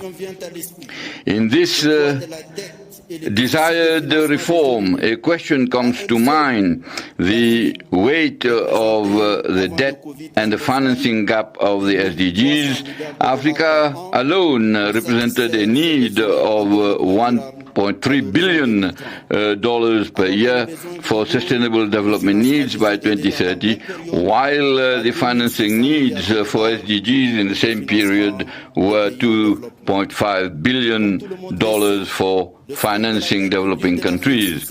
Everyone knows that the public debt stock in sub-Saharan Africa at the end of 2023 was estimated at $1 trillion out of 650 billion SDRs mobilized. Africa received only 33 billion, which is only 4.5%. In view of these staggering figures and many others, it is clear that there is no relevant global intervention in favor of Africa without a credible solution for the crippling debt challenge of Africa. To aid the struggle, which include financing adaptation, $100 billion per year, Africa has galvanized its will in its common position through a momentum unifying African voices, and it will be central point of our agenda in G20 as soon as we join it. However, in this struggle, Africa cannot just be satisfied with incantation. Just like for its independence, it is a challenge to rely on its own personal efforts, on its own genius, the quality and its virtues of bold, imaginative, united and interdependent leadership. I wish you full success to our deliberations. I thank you very much. Asante sana.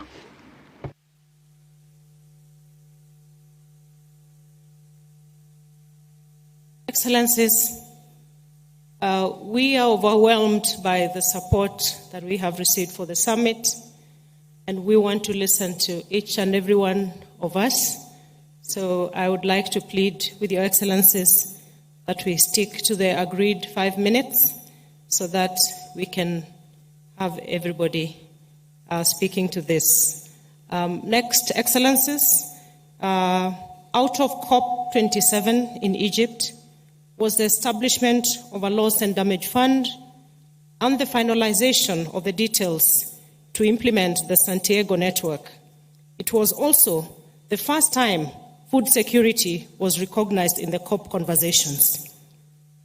The Arab Republic of Egypt was a COP27 presidency, and it is my honor now to invite His Excellency Mustafa Madbouli, the Prime Minister of Egypt. Welcome, Your Excellency.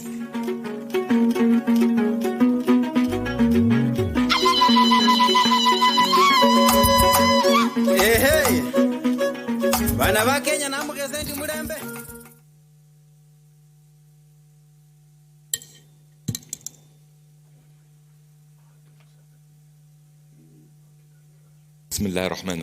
Au nom de Dieu le tout clément, le tout miséricordieux, président du Kenya, distingués invités, distingués présidents, mesdames et messieurs, je veux tout d'abord vous transmettre les salutations de son Excellence le président Abdel Fattah el-Sisi, président de la République arabe d'Égypte.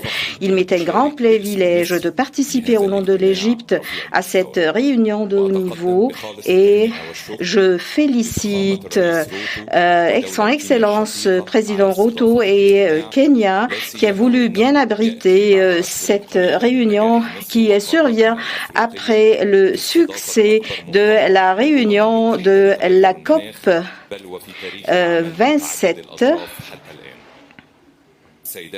Mesdames et messieurs, ce sommet d'aujourd'hui survient à un moment critique de notre monde et en particulier le continent africain qui témoigne de la fréquence du changement climatique avec les vagues de sécheresse dans le Sahel et les feux et incendies et les ouragans au sud du continent et l'élévation de la température, l'élévation du niveau de la mer et de l'océan et l'élévation des températures au nord de l'Afrique. Et ceci aggrave les pressions sur nos communautés et nos pays africains. C'est pour cela que l'Égypte, à partir de son engagement pour contribuer aux efforts pour faire face au changement climatique, s'est efforcée pour avoir des résultats au cours de la conférence du Sharm el-Sheikh pour passer à l'application à travers l'accélération, la mise en place des projets et pour répondre aux besoins des pays en développement et renforcer les efforts internationaux pour passer aux économies vertes à basse émissions. L'Égypte, en tant que président de la conférence, que Sharm el-Sheikh soit un point de départ pour répondre aux attentes des pays africains pour faire face aux défis du changement climatique. Dans ce même contexte, notre conférence survient pour confirmer notre détermination à passer vers l'économie verte et à recevoir le soutien technique et financier et les investissements, ce qui permettrait de bien d'explorer toutes les richesses de nos continents, non pas uniquement dans l'investissement et le financement des projets de résilience, mais également à présenter certains financements pour faire face aux dégâts et pertes.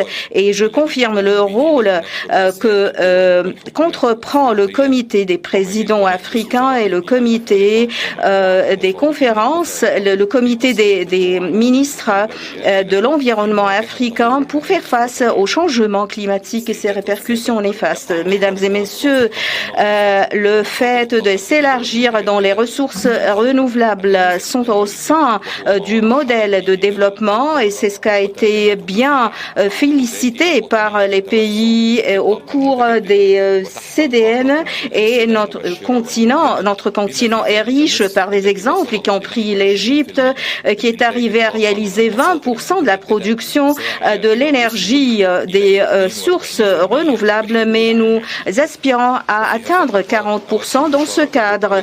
J'aimerais bien confirmer la vision des Émirats arabes unis à travers M. Sultan El Gaber pour passer à l'énergie renouvelable. C'est une vision.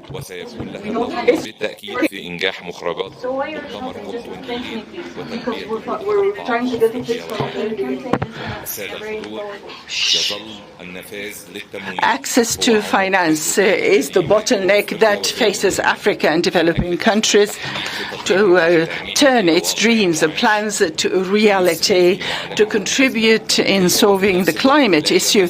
And meanwhile, that doesn't touch the path of development or have more burden and of debts. This is a great opportunity to deal with the financing of climate, and the Egyptian vision in this respect it has to do with the following. First, we need to reconsider the available financing instruments and to move to concessional financing and grants to accelerate the transition required.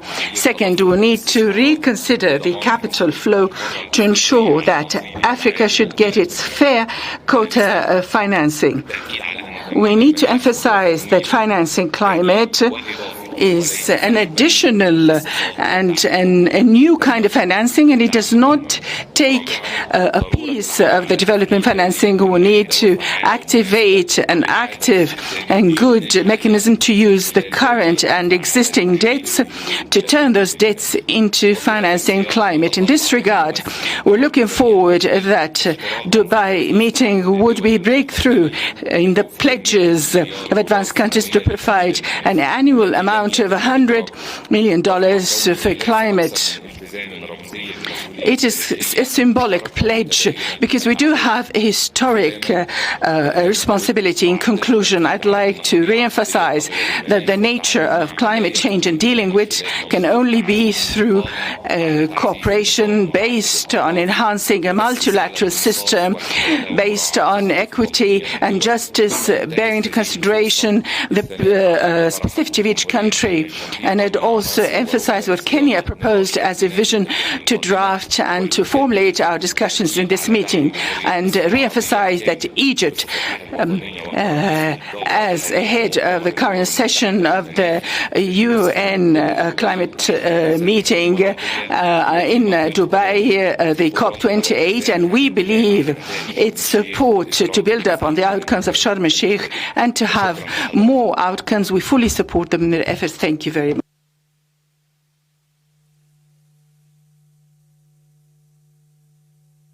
Your Excellency, Excellencies, Africa is Europe's closest neighbor and our sister continent. Our geopolitics therefore concern each other. Europe and Africa have close economic, cultural, and geographical ties.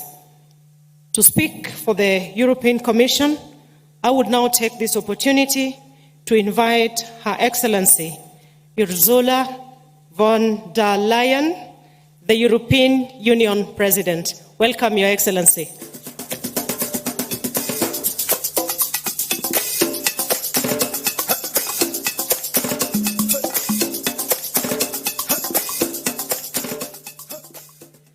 Thank you very much, dear President Ruto, for hosting this Africa Climate Summit.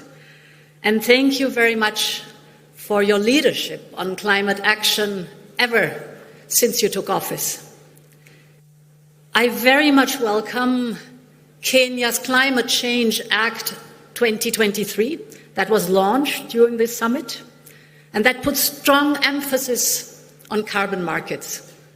We fully support you on this important topic. Presidents, Prime Ministers, fellow leaders, excellencies, I want to greet my colleague Moussa Faki, Chairman of the African Union. I want to greet the President Assoumani from the Comoros. I want to greet Secretary General Antonio Guterres, Dr. Sultan Al Jaber, President of the COP28, my fellow leaders, ladies and gentlemen. I am deeply honored to participate in this discussion. This summit is a crucial step to prepare the upcoming COP28 meeting and to make sure that Africa's voice resonates around the world and that Africa's priorities as a continent that is most affected by climate change are duly taken on board. Today, I'm here not only to listen to you, but also to bring Europe's offer to be your ally at COP28 and to work together on all issues on the agenda. Because however different our two continents may look, we share the same interests when it comes to climate action. We hear you, President Ruto, and dear friends, when you say that Africa's first priority is to grow your economy, yes, and lift as many people as possible out of poverty. Yes, you're so right. Climate action is part of the solution. You are part of the solution. With your huge potential for renewable energy and clean hydrogen, your critical raw materials, your incredible nature and biodiversity, and your young workforce. You can help clean up global energy systems and supply chains while creating good jobs here and economic opportunities yet that your people demand, rightly so. This is a win-win partnership which benefits Africa and the world. For instance, the benefits of expanding Africa's clean energy sector would be massive. By speeding up the transition to solar and wind power, energy sector jobs in Africa could double in a few years. And Africa could produce enough clean energy not only to power up your continent, but also to export abroad. Climate action can be one of the main drivers of Africa's growth. But for this, Africa needs massive investment. And Europe wants to be your partner, in closing this investment gap.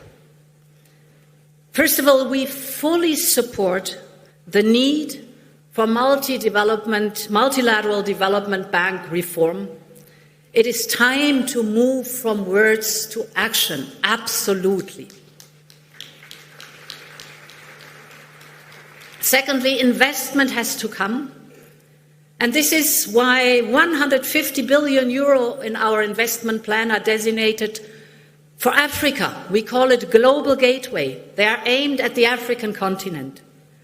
Global Gateway supports investments ranging from hydropower plants in the DRC, Burundi, Rwanda, and Tanzania, to the 1 billion euro initiative on climate adaptation and resilience in Africa, which we announced at COP27. And Global Gateway is unique in the global investment landscape. We're not only interested in extracting resources. We want to partner with you to create local value chains, to create good jobs here in Africa. We want to share European technology with you. We want to invest in skills for local workers. This is crucial for the young people, because the stronger you are as suppliers, the more Europe will diversify supply chains towards Africa, and the more we both will de-risk our economies. It's a clear win-win. Namibia, for instance, is now building a new hydrogen industry, as well as rare materials value chains in partnership with Europe. And later this morning, President Ruto and I will conclude a new hydrogen partnership between Kenya and the European Union, with the objective to further develop the green hydrogen economy and with the full support of Team Europe. This is good news for Africa and for Europe alike. So we should work very closely as partner. Yet, public money from major economies, however crucial, is not enough. And this is why we need to bring the conversation on climate financing to the global stage at COP28. Let me briefly share 3 specific points that will be discussed here in Nairobi to pave the way towards COP28. First, on attracting private investment to Africa. Second, on carbon pricing and carbon credits. And third, on setting global targets for the energy transition. On the first point, the green transition will require an unprecedented scale of private investment. Public finance will not suffice. This is true for Europe, but it is also true for emerging market and developing economies. Private capital will need to be mobilized at scale. And here, green bonds are widely recognized as providing part of the solution. This is why we just put forward a new proposal to attract private investment. It's called Global Green Bonds Initiative. We know that emerging economies can face hurdles to access capital markets, But we can change that together. Europe has the biggest and most advanced green bond market in the world, so we are ready to share our expertise with your teams on how to develop your own green bond markets, and at the same time, we will push on the investor side. Together with the European Investment Bank and our member states, we are allocating 1 billion euros to de-risk private investments in emerging markets. This could help to attract up to 20 billion euros in sustainable investment. So, let's work together on that to build and grow Africa's green bond markets, and let us bring together this crucial point to COP28. There's another solution that would unlock huge resources for climate action in Africa, and that is carbon pricing and true carbon credits. And this is my second point. I believe, as you do, President Ruto, that setting a price on carbon emissions is one of the most efficient and one of the most effective tools in our hands. Because it fosters innovation by the private sector, that's crucial. Because it makes heavy polluters pay a fair price, that is necessary. And because it creates revenues that can support the clean transition in developing countries. That's what we need. And this includes also to include the carbon sinks that have been mentioned, and you are rich in carbon sinks here, and to reward this contribution. We have to get there. We will discuss this in more detail in the next session, so let us work together to bring a proposal for global carbon pricing and true carbon credits at COP28. And finally, on global energy goals, if we are to limit global warming to 1.5 degrees, we have to speed up the global energy transition. That means if we want to match our goals, we need to triple renewable energy capacity, and we need to double energy efficiency by 2030. This sounds bold, but it is doable. If we step up global investment in renewables, this would make clean energy more affordable for all countries, including here in Africa. And this is why COP28 President Dr. Sultan Al-Jaber and I champion an initiative for global targets for the energy transition to be achieved collectively. Because only what gets measured gets done. So, the global goals will provide a benchmark to track the progress and to attract even more private investment. So, I look forward to working with you on this and much, much more. I hope that Africa and Europe will join forces to reach a global agreement at COP28. Ladies and gentlemen, these three proposals may look bold. They may look impossible to achieve. But in the beautiful words of Nelson Mandela, who said, "It always seems impossible until it's done." We have a huge responsibility to fight climate change for the good of our children, for the good of our grandchildren. And I wrote down these beautiful words of the African youth yesterday. Our countries are burning and drowning. As you're not here to save us, we have to trust you now. So, my friends, let's reward the trust of these young people and show responsibility. Let's join forces for COP28. Many thanks. I feel so honored for being invited. Thank you.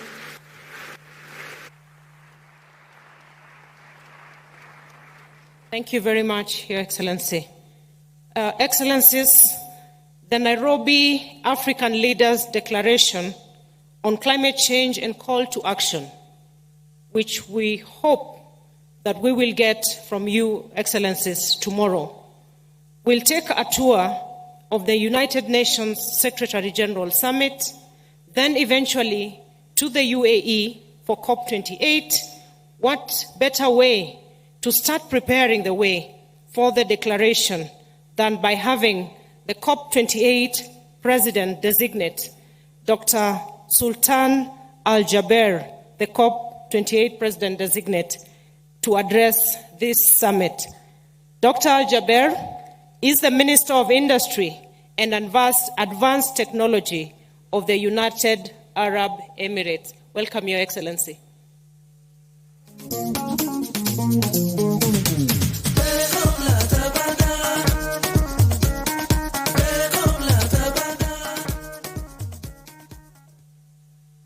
Your Excellency, President Ruto, Secretary General Guterres, Your Excellencies, Heads of States, Your Excellencies, Heads of Governments, Your Excellencies, distinguished ministers, honored guests, colleagues, and dear friends. It is indeed my pleasure to be back here in Nairobi and to have the opportunity to share with you my thoughts at this inaugural Africa Climate Summit, where Africa is evidently championing a new vision for climate action. We're gathering here in Nairobi just 3 days before the UNFCCC releases the findings of the first global stocktake. And let's just face it, we already know that the world is way off track, and we know what this report will actually say and what it will conclude. The world is losing the race to secure the goals of the Paris Agreement. And the world is struggling to keep 1.5 within reach. Collectively, we must admit that we are not delivering the results we need in the time we need them. We must also accept that business as usual is simply not working, and that business as usual will not allow for a paradigm shift. We need a smart, pragmatic disruption. We need an integrated approach that delivers transformational progress. And we need a plan that leaves no one behind. That is why I have been and I continue on calling on all parties to unite around a plan of action that is fully inclusive, a plan of action that fast-tracks a just, responsible, orderly, and well-managed energy transition, a plan that will focus on people, lives, and livelihoods, and a plan that will finally fix climate finance. Ladies and gentlemen, Africa contributes just 3% of global emissions. Yet, we all know that it suffers some of the worst consequences. Droughts, floods, and failed harvests have exposed 1/5 of Africa's people to hunger, tripled the number of people displaced in the last 3 years, and is dragging down Africa's GDP growth by at least 5% every year. But there is also another narrative that unfortunately is overlooked and in a big way undermined and underestimated, and that needs to get out there.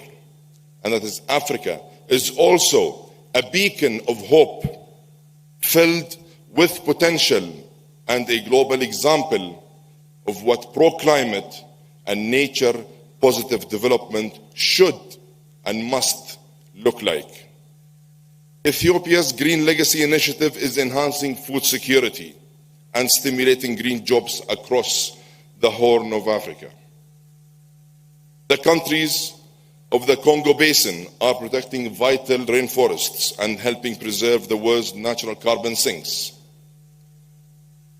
Kenya is closing on its goal of 100% clean energy by 2030. And the number of sub-Saharan countries in Africa with significant installed solar power has grown 6 times in the last 5 years. This great continent is rich in the resources that can help not just Africa, but the entire world transition to a zero carbon and high growth future. That said,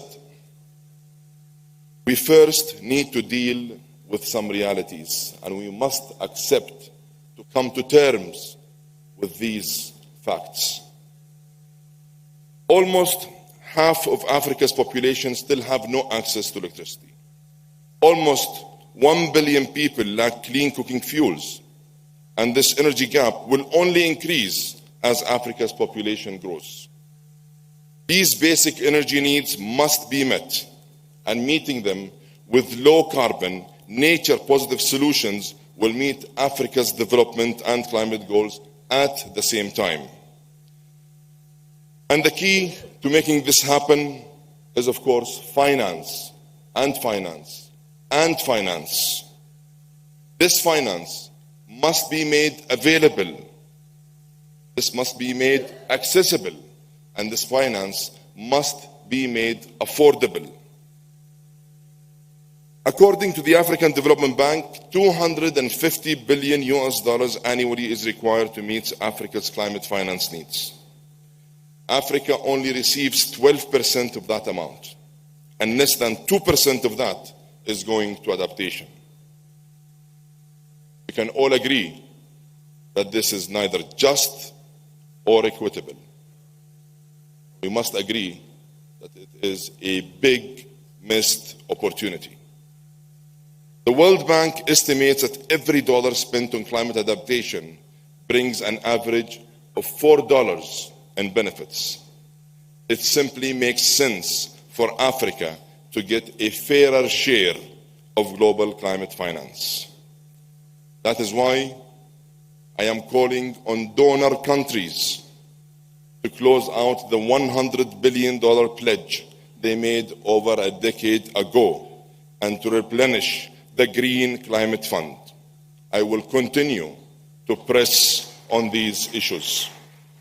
I am also calling on donors to double adaptation finance by 2025 and for all parties to transform the global goal on adaptation from theory and text into real action and tangible results. We also need early pledges for the Loss and Damage Fund to help vulnerable countries recover from severe climate impacts that they already are exploring and experiencing. What was promised in Sharm el-Sheikh must be delivered in Dubai. We can no longer accept pledges and announcements without clear roadmaps of implementation. In parallel, we must upgrade our financial architecture. We need a complete upgrade. In fact, we need a surgical intervention of the global financial architecture that was built for a completely different era. IFIs and MDBs must step up, and they must up their game. They need to raise concessional capital and lower debt burdens. They need to attract and leverage private capital at a multiple. And the multilateral, public, and private sectors need to mesh together and work as true partners to accelerate the delivery of practical solutions and real impactful projects on the ground. Excellencies, ladies and gentlemen, The United Arab Emirates has applied this model of genuine partnership to invest in clean energy projects in 70 countries around the world. We have always chosen to meet global challenges by building bridges and working with like-minded partners on solutions in the pursuit of progress and sustainable development. That is why I am pleased to answer the call made by African leaders to seize the opportunity of green growth. And today, it is my true honor to announce a new initiative between the United Arab Emirates and Africa that aims to unlock Africa's capacity for sustainable prosperity. Your Excellencies, the Abu Dhabi Fund for Development, Etihad Credit Insurance, Masdar, the Abu Dhabi Future Energy Company, and EMEA Power will join with Africa 50 as a strategic partner under the guidance of the UAE and African leadership to develop 15 gigawatt of clean power by 2030. Working together, we will deploy, and by working together, we will deploy $4.5 billion that will catalyze at least an additional $12.5 billion from multilateral public and private sources. It is our ambition that this will launch a new transformative partnership to jumpstart a pipeline of bankable clean energy projects in this very important continent. This initiative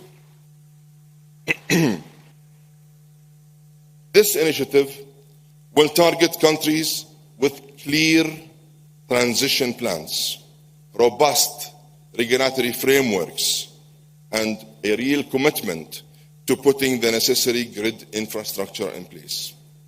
It will clearly demonstrate the commercial case for clean energy investments across this very important continent. This initiative is designed to work with Africa and for Africa. It will act as a scalable model that can and should be replicated. And it will support COP28's global goal of tripling renewable energy by 2030. And here, let me take the opportunity to thank His Excellency, the President of Kenya and his government, and the African Union Commission and the EU Presidency for championing this goal alongside COP28. It's through their leadership that they are choosing a path that makes economic and climate sense at the same time. And let me extend an open invitation to all Africa's leaders to join us at COP28 to help mark a new, ambitious era for Africa's sustainable growth. Ladies and gentlemen, as COP28 approaches, I am determined that it is a turning point that delivers for everyone, everywhere. We don't want to leave anyone behind. Climate change is a global fight, and it demands a global solution. If Africa loses, we all lose. And if Africa succeeds, we all succeed. Progress for one is progress for all. Let's unite, act, and deliver to turn the rhetoric into real results. Let's turn pledges into tangible projects on the ground. And let's launch a new and optimistic future that puts the world on a climate positive pathway and offers an opportunity for all to prosper. I thank you all, and I look forward to receiving you at COP28. Thank you.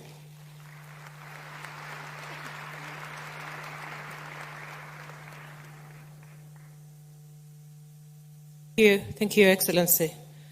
Excellencies, the Nairobi Declaration, like I indicated, will find itself to the UN General Assembly, and we are happy to have with us the UN Secretary General, His Excellency Antonio Guterres, who is both a politician and a diplomat who will guide the discussions and midwife the contents of our declaration to find itself into UN resolutions. Welcome, Your Excellency.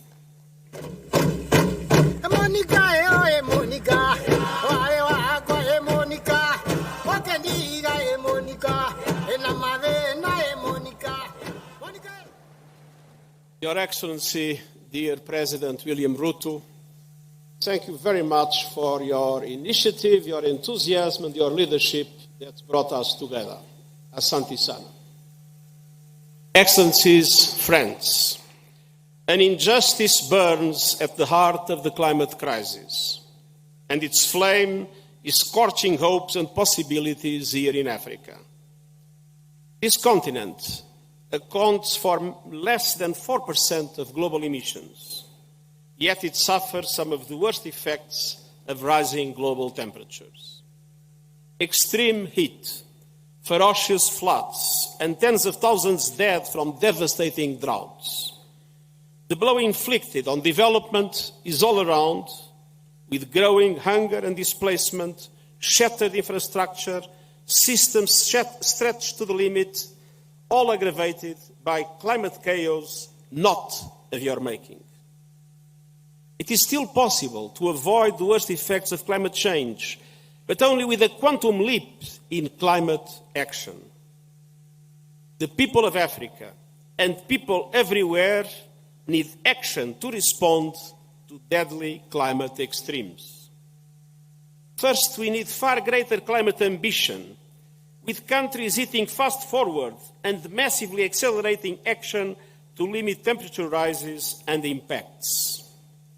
And the largest emitters must lead the charge, in line with my Climate Solidarity Pact and acceleration agenda. And here, from a low-emitting continent, Africa, I make a very strong appeal to the large emitters, to the G20 countries responsible for 80% of the emissions that will be meeting this week in Delhi. Assume your responsibilities. Developed countries must commit to reaching net zero emissions as close as possible to 2040, and large emerging economies as close as possible to 2050, with support from developed countries to do so. And it's time to break our addiction to fossil fuels and invest in a just and equitable transition. We need to see credible plans to exit coal by 2030 for OECD countries and by 2040 for the rest of the world. And we need ambitious renewable energy goals in line with 1.5-degree limit. And we must bring affordable electricity to everyone on Earth, and particularly in Africa, while simultaneously reaching net zero electricity by 2035 in developed countries and 2040 elsewhere. Second, reaching these targets requires climate justice. Developed countries must present a clear and credible roadmap to double adaptation finance by 2025 as a first step towards devoting at least half of all climate finance to adaptation. And they must also keep their promise to provide $100 billion a year to developing countries for climate support and fully replenish the Green Climate Fund. And all countries must also operationalize the Loss and Damage Fund proposed at COP28 this year. Every person on Earth must be covered by an early warning system by 2027 by implementing the action plan we launched last year. And 6 out of every 10 Africans currently lack access to these systems. The Early Warning for All Africa Action Plan, launched yesterday under the leadership of the African Union, will be critical to addressing this need. And more broadly, we need a course correction in the global financial system so that it supports accelerated climate action in the context of sustainable development. And we can't achieve one without the other. And this means an international financial system that is able to provide an effective debt relief mechanism that supports payment suspensions, longer lending terms, lower rates. And it means recapitalizing and changing the business model of multilateral development banks so they can massively leverage private finance at affordable rates to help developing countries build truly sustainable economies. The global financial system must be reformed to be an ally of developing countries as they turbocharge the just and equitable green transition that leaves no one behind. Which brings me to my third point, making Africa a world leader in renewable energy and green growth. This continent is rich in renewable energy potential. Africa is home to 30% of the mineral reserves that are critical to renewable and low-carbon technologies like solar power, electric vehicles, and battery storage. Of course, we must not repeat the mistakes of the past. To truly benefit all Africans, the production and trade of these critical minerals must be sustainable, transparent, and just across every link of the supply chain, with maximum added value produced within African countries. African leadership is also helping to generate innovative green economies anchored in renewable power. From the Greater Horn of Africa, where over 85% of electricity generation comes from renewables, including massive hydropower projects in Ethiopia, Kenya, and Sudan, to wind and solar projects in Egypt, Algeria, Tunisia, and Morocco, to Mozambique, which gets nearly 100% of its energy from green and sustainable sources, to the increased installation of large-scale solar projects, including in South Sudan. At the same time, Africa is home to 60% of the world's best solar resources, but only 2% of global investments in renewable energy over the last 2 decades. Now is the time to bring together African countries with developed countries, financial institutions, and technological companies to create a true African renewable energy alliance. With adequate access to financial resources at reasonable cost and technological support, renewables could dramatically boost economies, grow new industries, create jobs, and drive development, including by reaching the over 600 million Africans living without access to power. Renewable energy could be the African miracle, but we must make it happen. We must all work together for Africa to become a renewable energy superpower. Excellencies, friends, just as the injustice of climate change burns fiercely here in Africa, so do the opportunities. I'm convinced that Africa can be at the heart of a renewable future. The summit and the solutions being discussed here represent a big step forward, but our countries must not be alone in this journey. At the end of this month, I will hold, on the way to COP28, a Climate Ambition Summit to summon the world's attention and committed action to climate change and the need to support developing countries as they transition to a renewable future. Ambition in mitigation must be in parallel with ambition in climate justice. Now is the time for all countries to stand as one in defense of our only home. Let's deliver the climate justice that Africans, the world and the planet we share demand and deserve. Asante sana.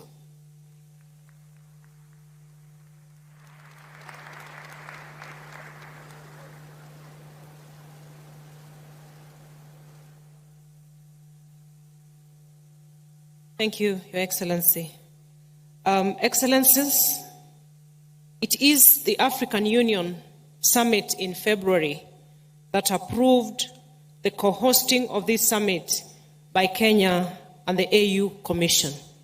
And to speak to us next on his aspirations for the summit, let us welcome His Excellency President Azali Assoumani, President of the Comoros and the Chairperson of the African Union.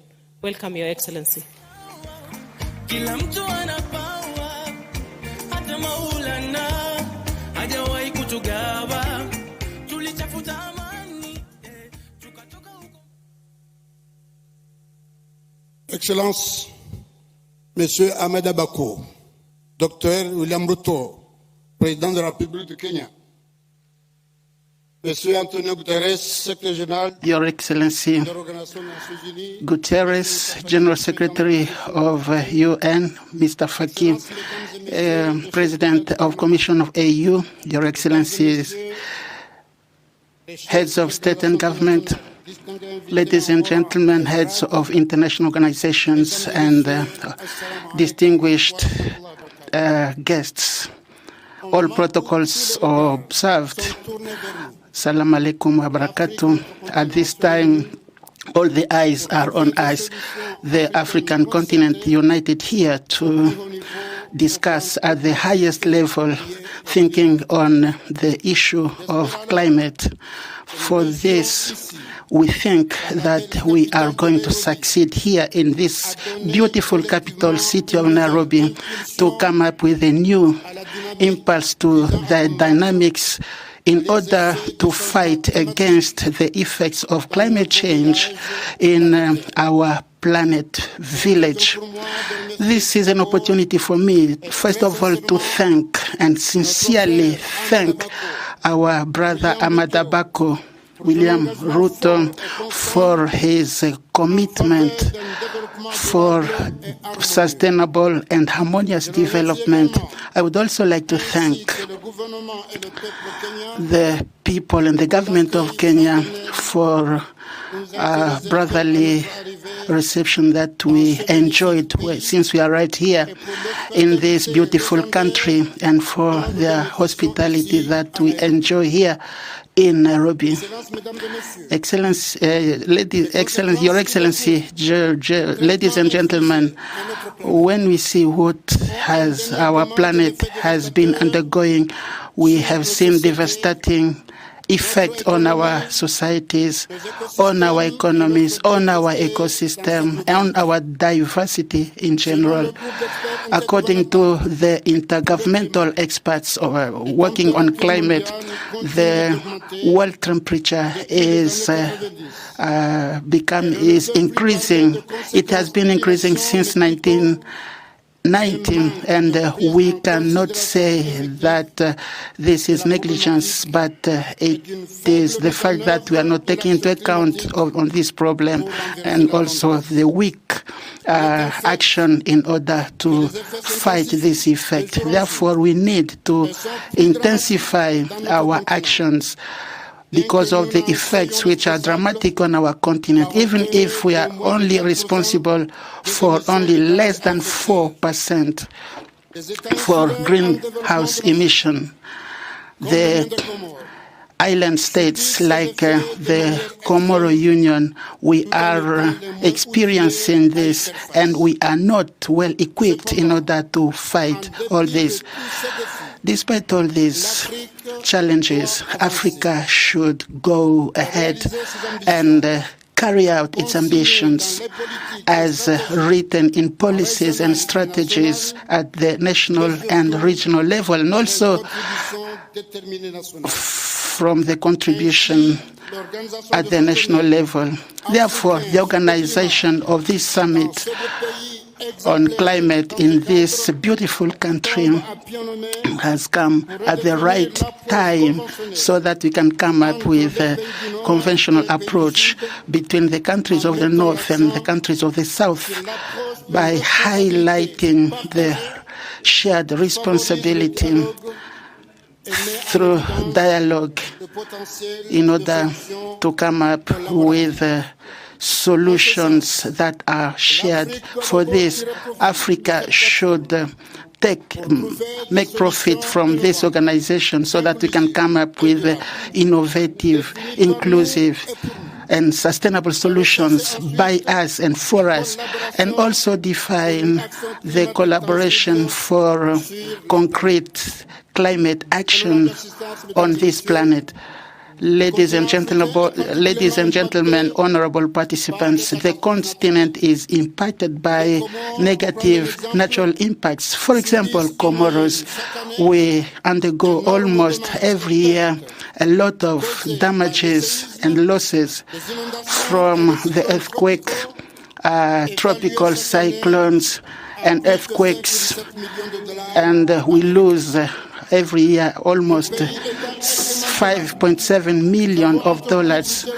My country, we have carried out programs in order to do the adaptation and mitigation. For mitigation of energy, energy is an important potential by using renewable energy, air energy, photovoltaic energy, in order to produce electricity and reduce the use of firewood in homes and industries. And for our plan of 2030 that we have adopted, our ambition is to make Comoros by 2030 a resilient country to the shocks on all dimensions of sustainable development.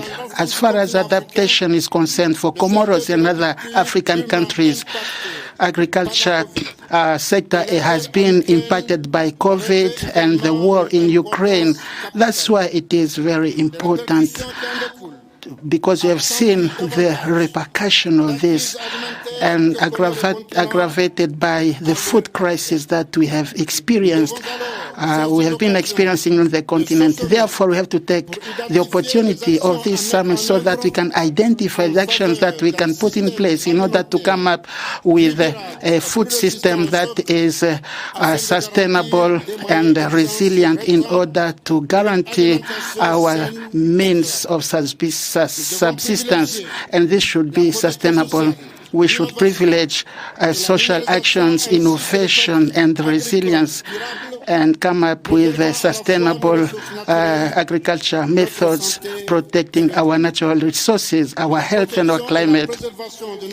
Protection of our resources, air and water resources should be also at the center of our concern. That is why the Moroni Declaration from the Ministerial Conference on Blue Economy and Climate Conference in Africa. This was organized in collaboration with the African Union Commission and UNSCA and the International Commission for Nature and the Indian Commission. They highlighted the work of climate and recognizing the role of seas and oceans in adaptation and mitigation. For this, we call upon the island states of Africa in the negotiations by highlighting their geographical specificity and their vulnerability from extreme events and different environment crises that we've been experiencing. We call upon for the support in order to have sustainable blue economy, generating employment, and come up with a new partnership through reinforcing cooperation of partnership and collaboration. We suggest in this case that the financial aid should be increased. $86 billion given to Africa is very weak in order to support the current costs. We plead again to come up with mechanisms of funding because of damages and losses, coming up with facilities for all the vulnerable African countries, especially the island countries which are developing. It's also important for us Africans to think about the need to own the modern technologies, specializing in surveilling climates in order to alert in time our people when extreme events are about to happen. Ladies and gentlemen, Your Excellencies, to summarize, I can say that the world threat of climate change and the effect on environment is going to exacerbate the complex nature of the world, which affects women and youth in a disproportionate manner. I would like to say that the Declaration of Nairobi will certainly express our African solidarity, to speak with one voice, to express our African specificities. I am confident that we'll come with the true solutions to the big continental and world challenges that we will also defend at the COP28 that will take place in Republic Arab Emirates. And they need our support through the personal commitment of its President Sheikh Nahdet Al-Narian, through innovative technology in order to fight effectively against climate change. Asante sana. Thank you.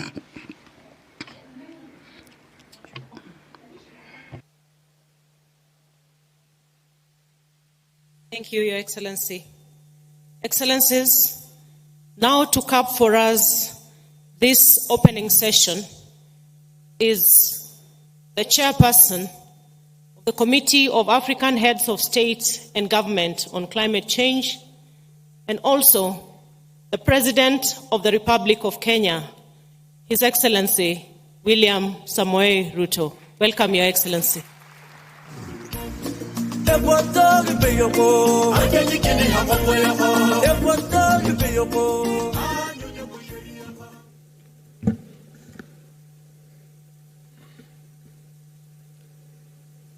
Your Excellencies, Honorable Ministers, distinguished participants, delegates, ladies and gentlemen, good morning and welcome to Kenya. This African moment is a global moment where climate action is actually green growth. I am delighted to be here with you for a number of reasons.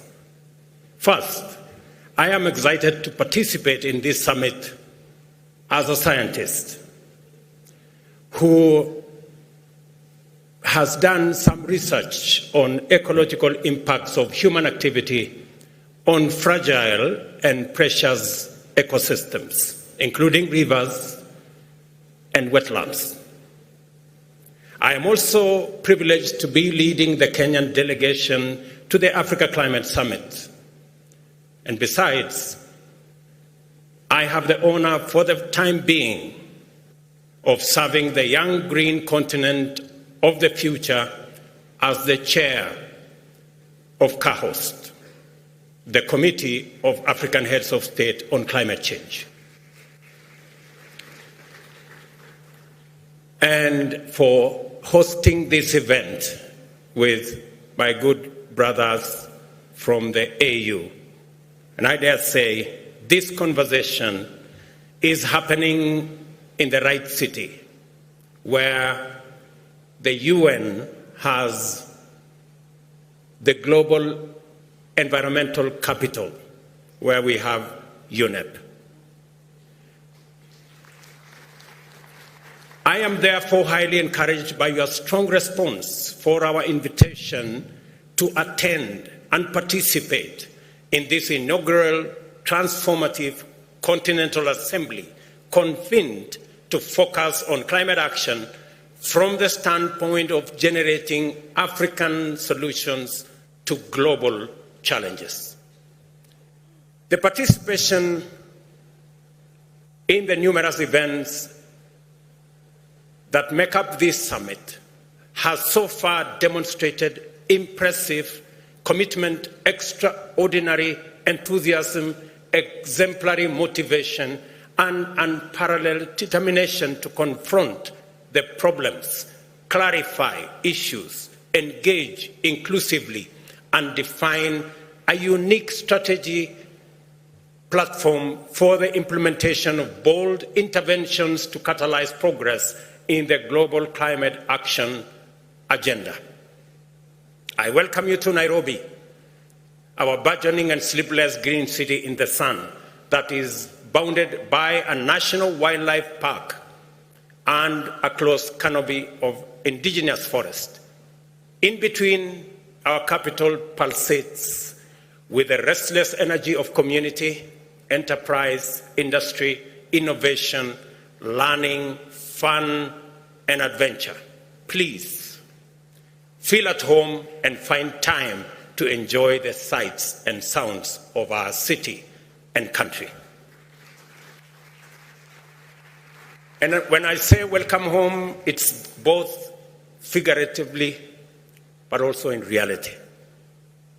I did say yesterday, I did inform the participants yesterday that Kenya, where you are sitting, a few kilometers from where you are sitting, has been discovered the earliest remains of man on earth.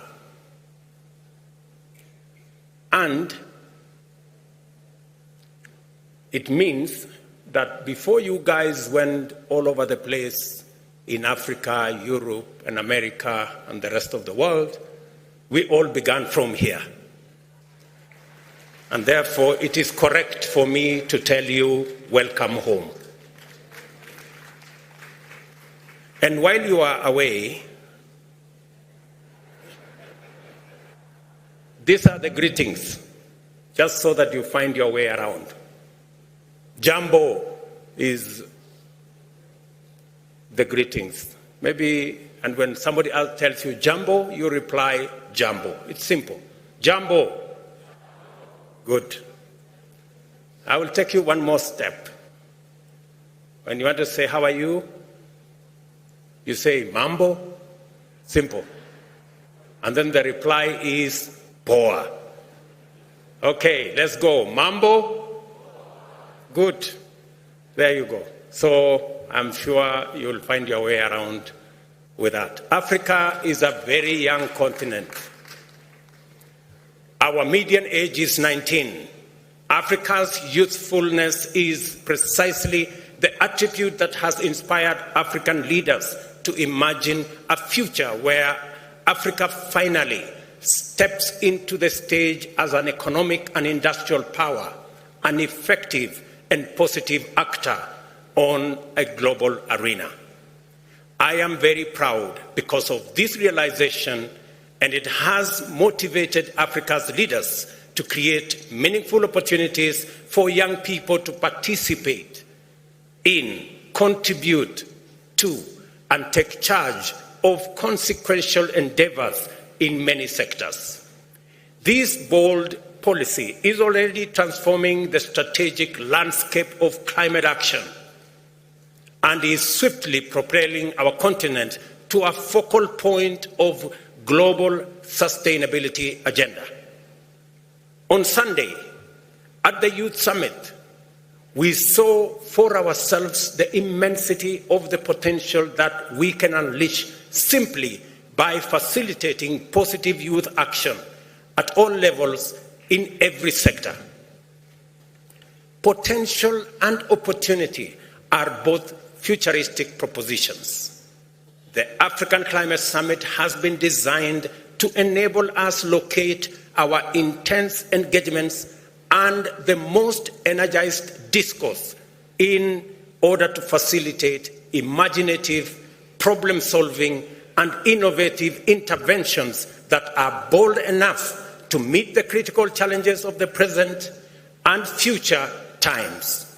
This is why potential, opportunity, the future, and youth are recurrent themes that underlie our interactions in this summit.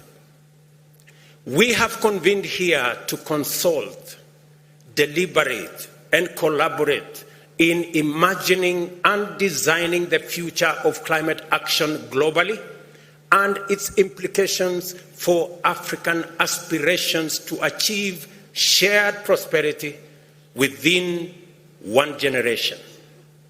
This summit is dedicated exclusively to the transformation of potential into opportunity, the conversion of ideas into actions, and the turning of plans into results.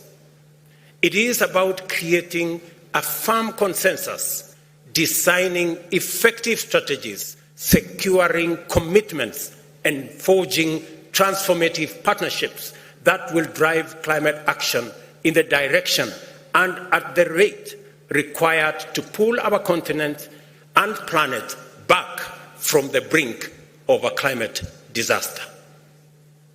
The urgency of this moment is informed by the knowledge that climate change is the greatest challenge, not only to the well-being of humanity, but to every existence of life on Earth, and that only urgent and coordinated action on a global scale can stop the impending catastrophe by lowering greenhouse gas emissions and reducing their concentration in the atmosphere. This is an immense and formidable challenge, even at the best of times.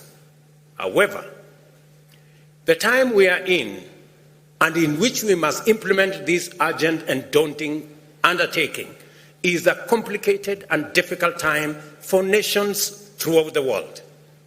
Regional conflict with geopolitical ramifications have compounded the disruptive impacts of the COVID-19 pandemic to throw global supply chains into disarray, slowing down economies, raising the cost of living, suppressing economic growth, and straining food systems to a breaking point. The complex interplay of these circumstances also combine with other localized vulnerabilities to drive adversity in many communities, placing intense pressure on governments to reconfigure resources, allocation, and other strategic interventions. In short, it would be understandable if African leaders prioritized other commitments and relegated climate action to an afterthought. This is why I proudly celebrate the courage and imagination with which the people of Africa and their leaders have converged with extraordinary focus and commitment on the climate agenda, not as an additional or peripheral concern for public policy, but as the foremost priority and the defining intervention in our collective journey to shared prosperity. As a result, patient consultation, thorough debate, determined collaboration, and bold confrontation of facts in issue, it has become clear to us at the Africa Union, under the aegis of the Committee of African Heads of State on Climate Change, that tackling climate change also produces the solutions for the complex, interconnected crisis that we face today. This is what this summit is designed to underscore. Collectively, we hold the power to transform the current continental and global trajectory.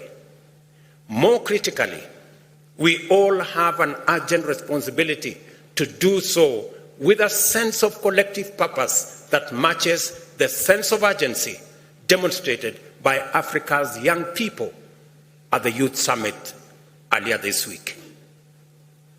Although we are gathered here to explore the means by which we can unite in action for the greater good, we have taken full account of the fact that we are not all at the same place in terms of our experiences with climate change.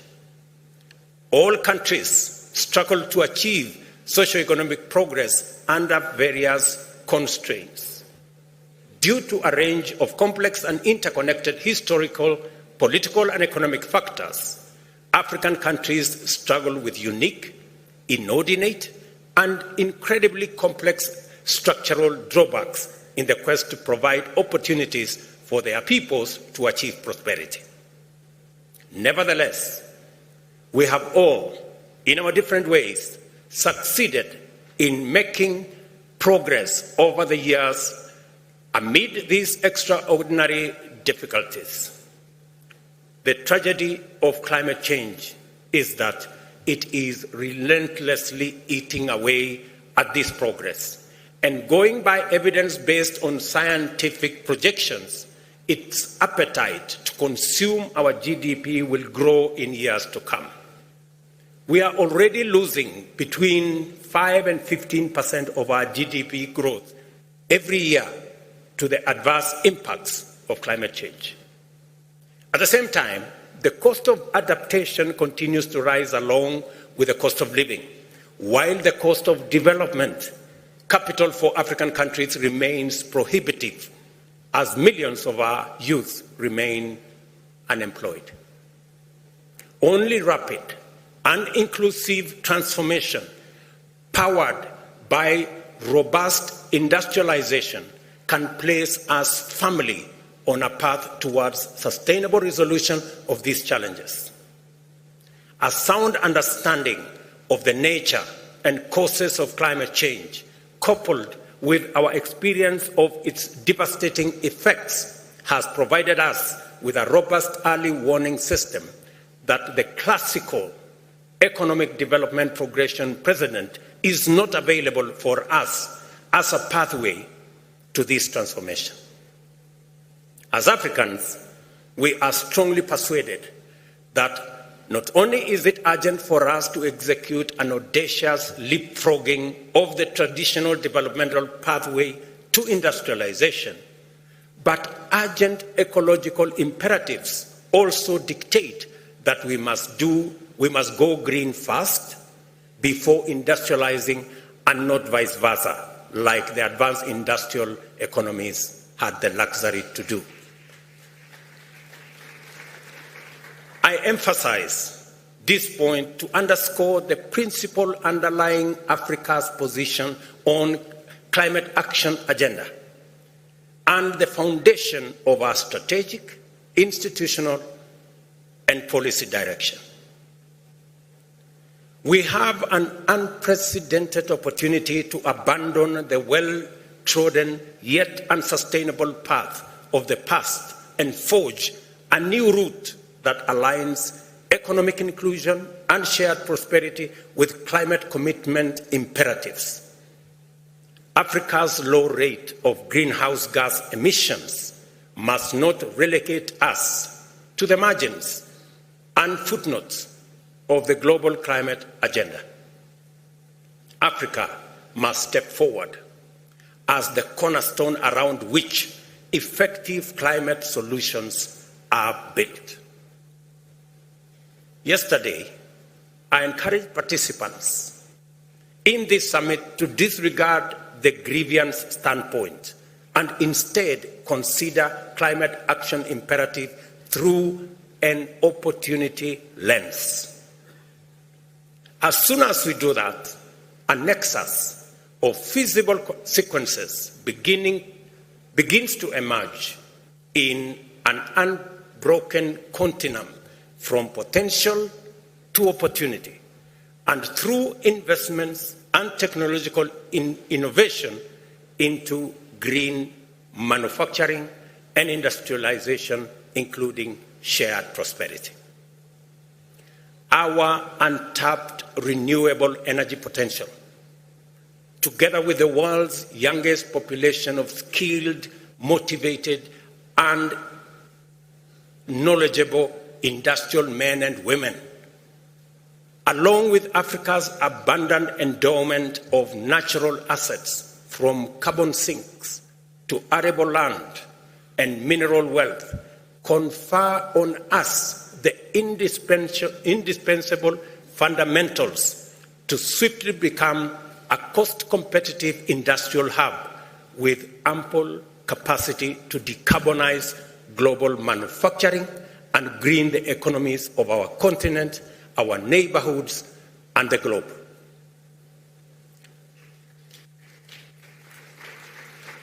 It is good for us to be open about the need to confront a couple of basic truths. First, it is demonstrably clear that none of the world's industrialized nations will be able to achieve their net zero goals within the time indicated by scientists to avert further warming. Secondly, unlocking Africa's potential to undertake economic transformation along a green trajectory is the most feasible, just, and efficient way to attain a net zero world by 2050. With those two combined, Africa's capacity to limit its own emissions is the clearest pathway to enable the world to achieve its climate action targets. Africa's opportunity is a global opportunity and a chance for humanity to redeem its intergenerational legacy. Scientific experts have consistently demonstrated from analyzing available evidence and making projections that these can be achieved while generating jobs in their millions, creating enormous investment opportunities, and catalyzing unprecedented economic growth. Under a proper green growth paradigm, climate action also serves as a robust engine for poverty reduction, employment and wealth creation, and economic transformation. By definition, effective climate action must entail technological leapfrogging to disrupt and invent the industrial development pathway and go green first. It must also involve effective decarbonization of global production and supply chains and deliberate efforts to remove carbon from the atmosphere at scale. Understood this way, green growth aligns perfectly with opportunity-oriented perspectives of climate change, which presents Africa with its most important means of achieving stability, prosperity, and development beyond middle-income industrial status. To achieve green growth, we in Africa have committed to move with speed and under various effective frameworks to develop the necessary instruments, institutions, policies, and strategies through which we shall design and implement incentives that will accelerate the delivery of priority actions. We shall also support our youth, especially those in enterprise, to enable innovation and deliver localized solutions for the benefit of our communities, and at the same time attract other African and international investors to finance climate action. Every step of this journey will require partnership that facilitate collaboration and multilateral collective action to achieve just development financing mechanisms, deliver equitable access to markets for Africa's green products and services, and a just regime that provides liquidity, debt relief, and affordable investment capital everywhere on the continent at scale. We are all connected to our common humanity and a shared stake in the vitality and livability of our planet. We are also bound firmly by the fact that Earth is all we have, that we have no other home, and that no alternative planet to resort to when things burn here. The most salient implication of this knowledge is that we cannot approach climate action and human development from a disconnected or adversarial standpoint. We cannot pursue climate action through insular, solitary policies. Global warming cannot be mitigated by air conditioning our little pockets and corners of the world. Prosperity cannot and must not be pursued in a zero-sum, exclusive fashion because the resulting injustice and inequality are the drivers of inequity, poverty, conflict, and activities that threaten biodiversity and encourage pollution. We are all interconnected. That is a statement of fact. And this existential moment provides us with a unique opportunity to reconnect with our shared humanity. In this summit, you will have heard and will continue to learn more about the bold, transformative, innovative fruits of partnerships, cooperation, and collaboration that are already underway in various parts of Africa.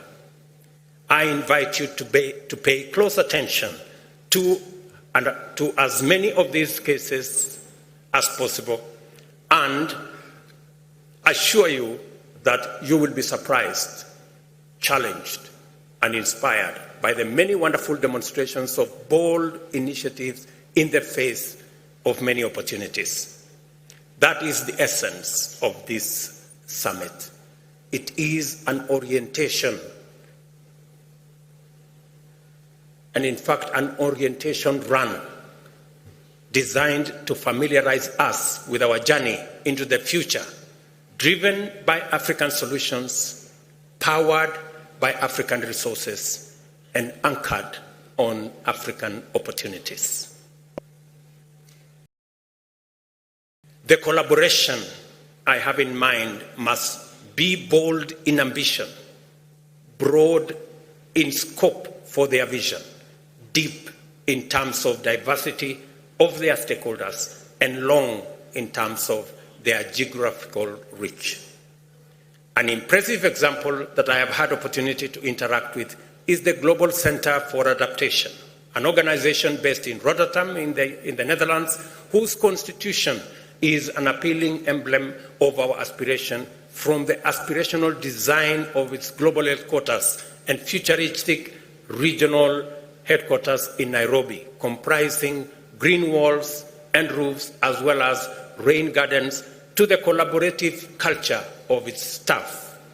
Unsurprisingly, the center is intended to inspire the world to thrive with nature instead of pursuing the dangerous course of seeking to thrive at the expense of nature. The center spearheads the Africa Adaptation Acceleration Program, a focal point collaboration with the University of Nairobi, Africa Development Bank, and the Africa Union Commission as part of the continent's response to the climate crisis. I am delighted to announce that as an outcome of this summit today, Kenya will host the GCA Africa headquarters here in Nairobi. Ladies and gentlemen, it has taken tremendous courage, effort, and determination to leave behind us the old continent that was historically profiled with intense negativity. The Africa whose people neither are there to be seen or heard has summoned the confidence and readiness to confront hard facts, engage truthfully, and forge a common position on critical issues that project a new, bold, radically transformative voice into the global discourse. And let me say here that we have discussed potential. And it is true, we need to have a conversation about Africa's potential. Why? Because we have been profiled negatively. The continent of disease, war, poverty. But we are stepping forward to say, look here, Africa is the continent with 60% of the world's renewable energy assets. Whether you talk about wind, whether you talk about solar, geothermal, hydropower. Number two, we're saying Africa is the continent that has 40% of the world's critical minerals for energy transition, whether you talk about nickel, cobalt, lithium, manganese. This is where those reserves are. Number three, this is the continent, the youngest continent with a median age of 19. 25% of the world's population will be living in this continent by 2050. We will have 40% of the world's workforce by 2100.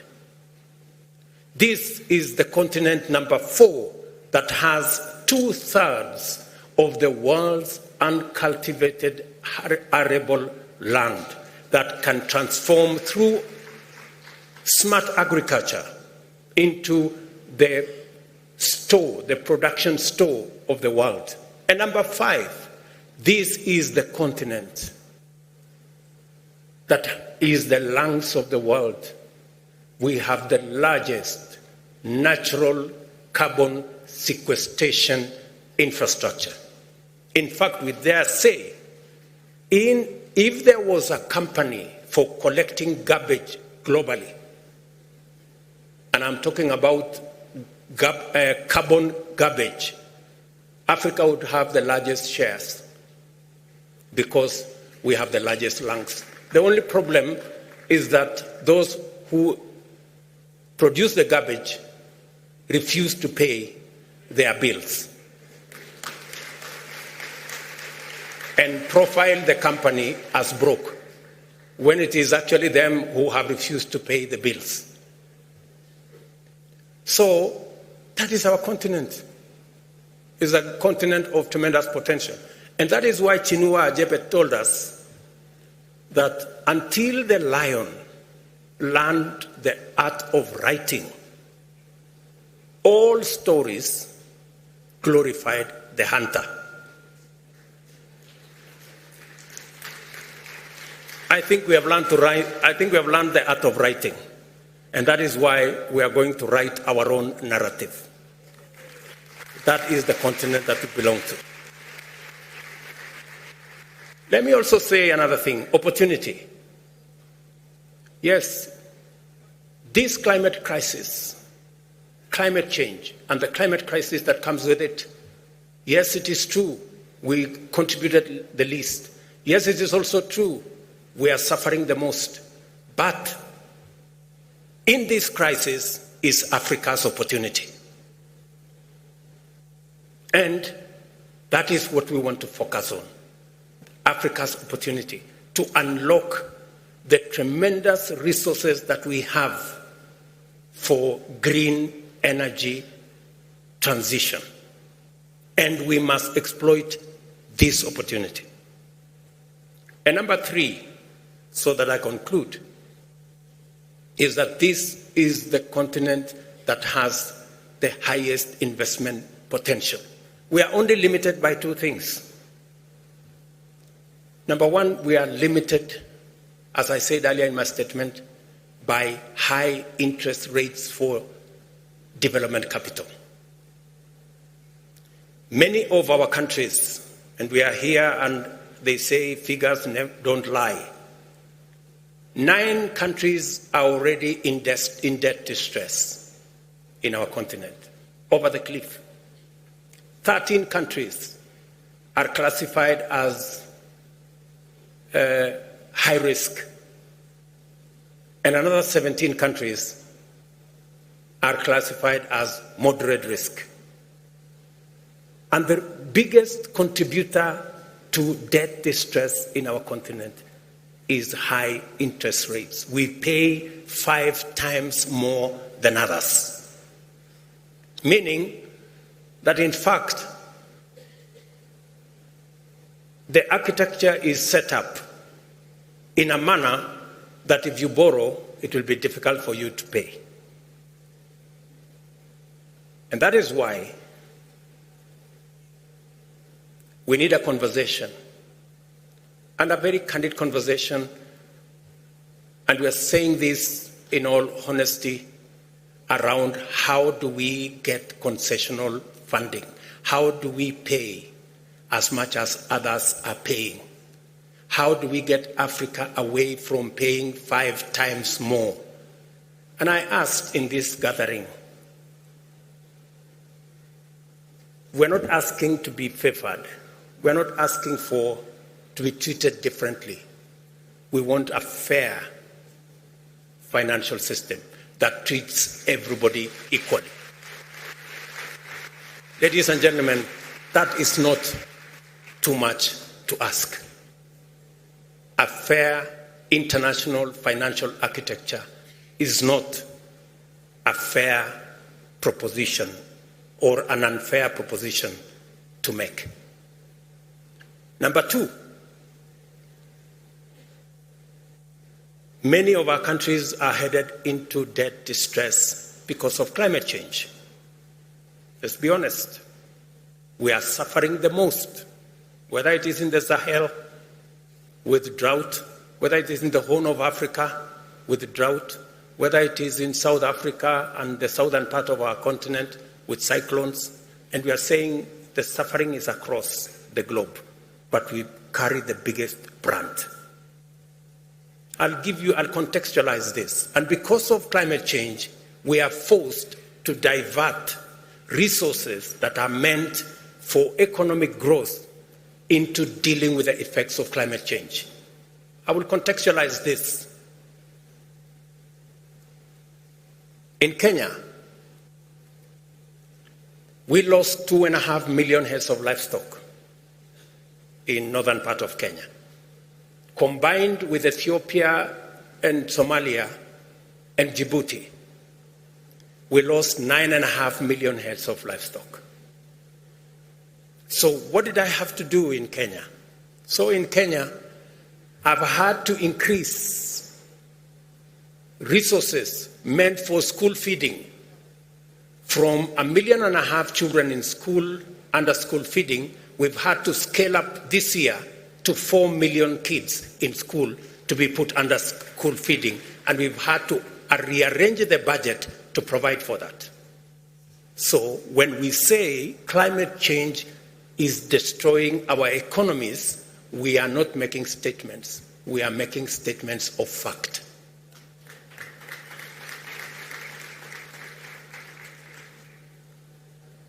And that is what is driving many of our economies in that direction. And let me contextualize this further. When I was first elected as a member of parliament in a rural constituency in Kenya, I represented a community that is so proud that they think debt is not a good thing.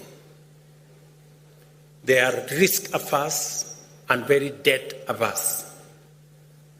So, to try and encourage the community that time, then there was this phrase, and I want to say it in the indigenous community.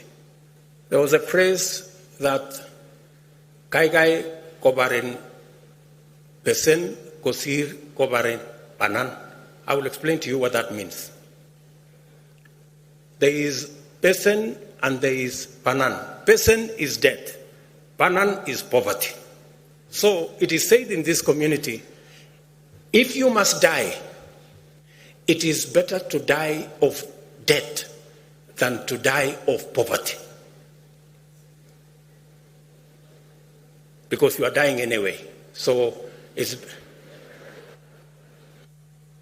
And so, to contextualize that into this debate, we don't want to die in this continent, we don't want to die of debt, but we also don't want to die of poverty. That is why we must have a conversation around multilateral development banks and concessional financing, and how we can finance our economies using resources that do not punish us.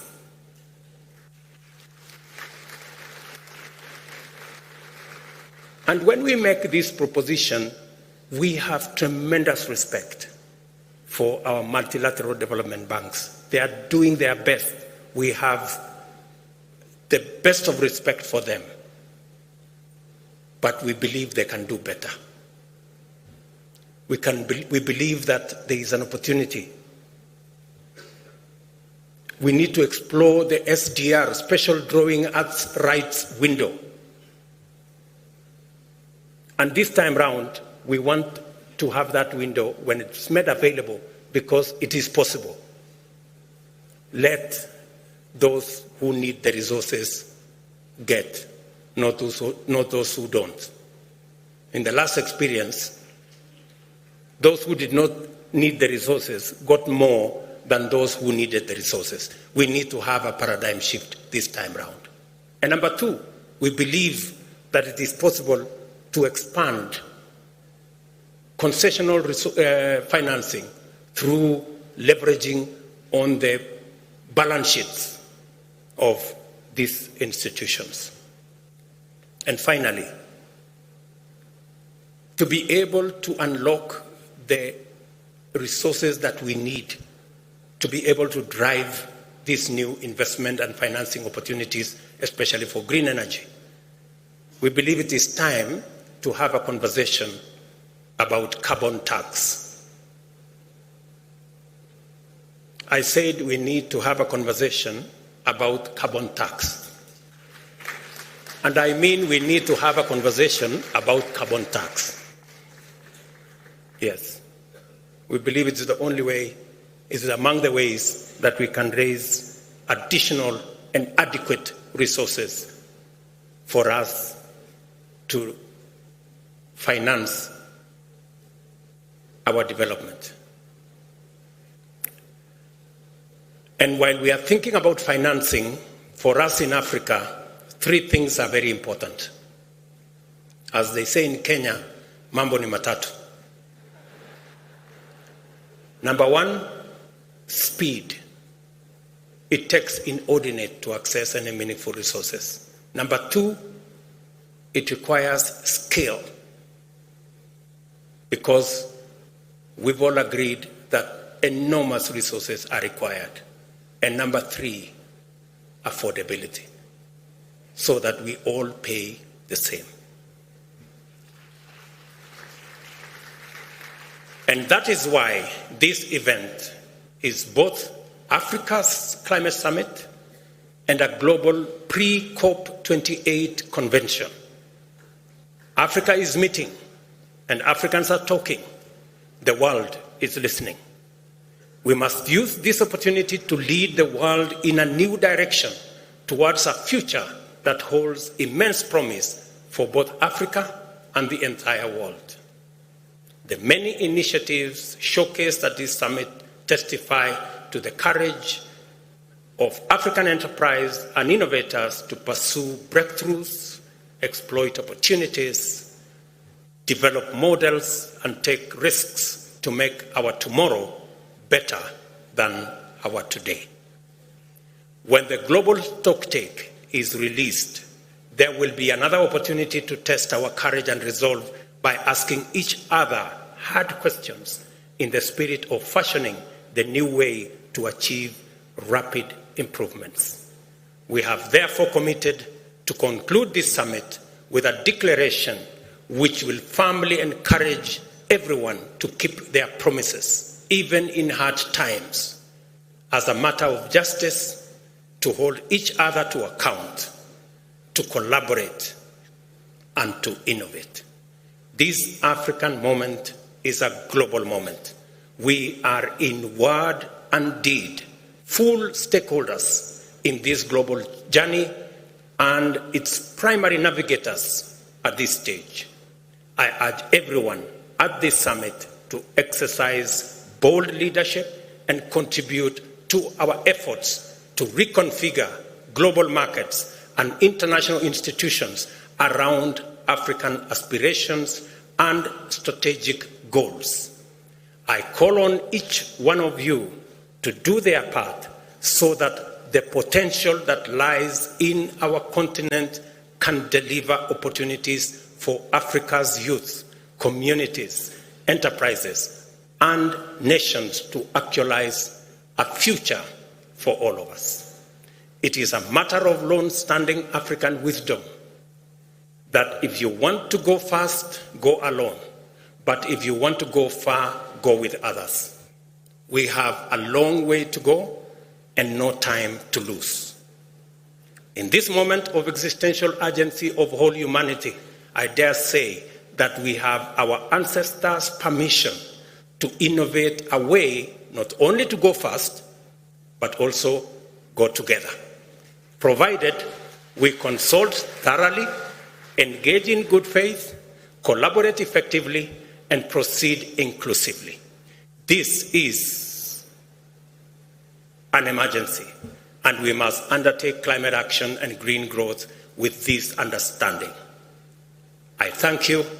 God bless you. God bless Africa. Asante sana.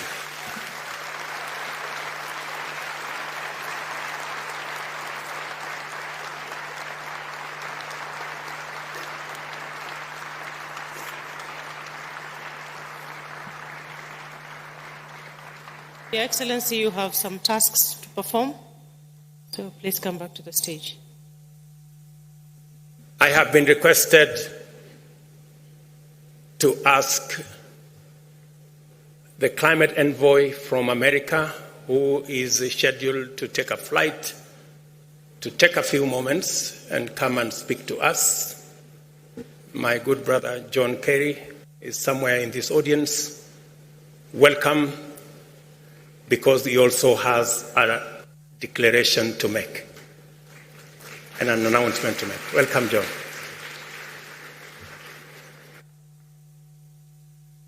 Mr. President, distinguished presidents, Your Excellencies, fellow ministers, colleagues, friends, ladies and gentlemen, I have a feeling that after that extraordinarily powerful presentation by President Ruto, nobody should say anything. We should just act.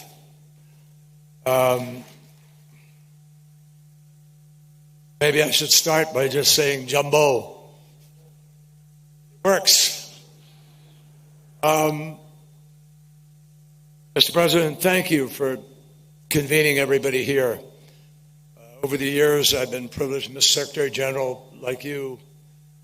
We've been at many of these conferences, and the words come easily. The actions seem to have been more difficult over time.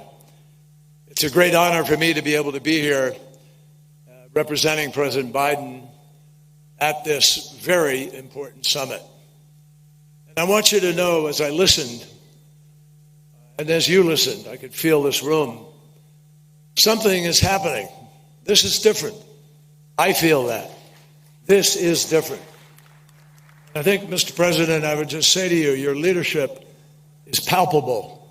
We feel it. And in what you have said today, there is such a clear path ahead for all of us. Africa is meeting. Africa is speaking. Africa is deciding. And nothing could make a greater difference, I think, on a global basis, given what you just heard from the President about the remarkable resources that are here in Africa, about the young people who are thirsty, hungry for a future. And so Africa and this moment offer an enormous opportunity. This problem that we are facing is human-made. It's about pollution. It's not very complicated. It doesn't take a rocket scientist or a mathematician or equation work to its end in order to understand what's happening. Humanity is threatened by humanity, by the decisions that we are unwilling, it seems, to make. So At this moment, I believe it is clear that Africa presents some of the greatest opportunity in the world. To do what? To win this battle about how we heat our homes, drive our vehicles, light our factories and our homes. This is about fundamental production of energy. And if we will make the right choices about that, the future is different for everybody. That's what's so attractive and important about what President Ruto was saying. You want to have a cleaner life? You want to have a healthier life? Less cancer? Eliminate 8 million people dying every single year because of the lack of quality air that we breathe? All of that comes from the unabated burning of fossil fuel. And it is challenging, if not threatening, our very planet that we all live on. So, 20 countries produce 80% of all the emissions. Mine is one of them. 20 countries. And it is critical for all of those 20 countries to immediately take steps to get on the path to the Paris Agreement, to align, to have the ability to keep 1.5 degrees alive. That will only happen if those 20 countries take the lead and make it happen. The crisis now is also, if justice is to mean anything, it certainly has to mean that if there's going to be a transition, everybody has to be able to share in the benefits of that transition. And right now, it is clear that you can't talk about a just transition, when some people, there's no transition at all. Or when some people, there is acute, unfair debt that swallows and drowns the choices that those countries have to make. My friends, adaptation, which wasn't on the front burner in the early years that we've been working at this, but it is now, and it should be, for the simple reason that without adequate adaptation, we don't make it.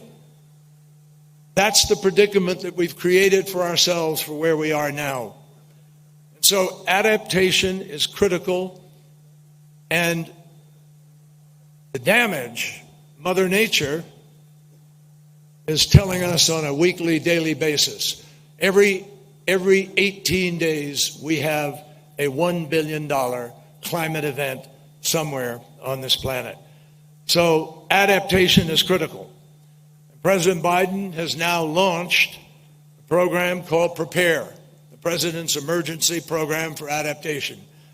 And he has committed that we are going to help at least 500 million people in developing countries, especially in Africa, to be able to adapt to the worst impacts of this crisis. He has committed the United States to work alongside African nations to lead the way in adapting to and managing the impacts of the climate crisis.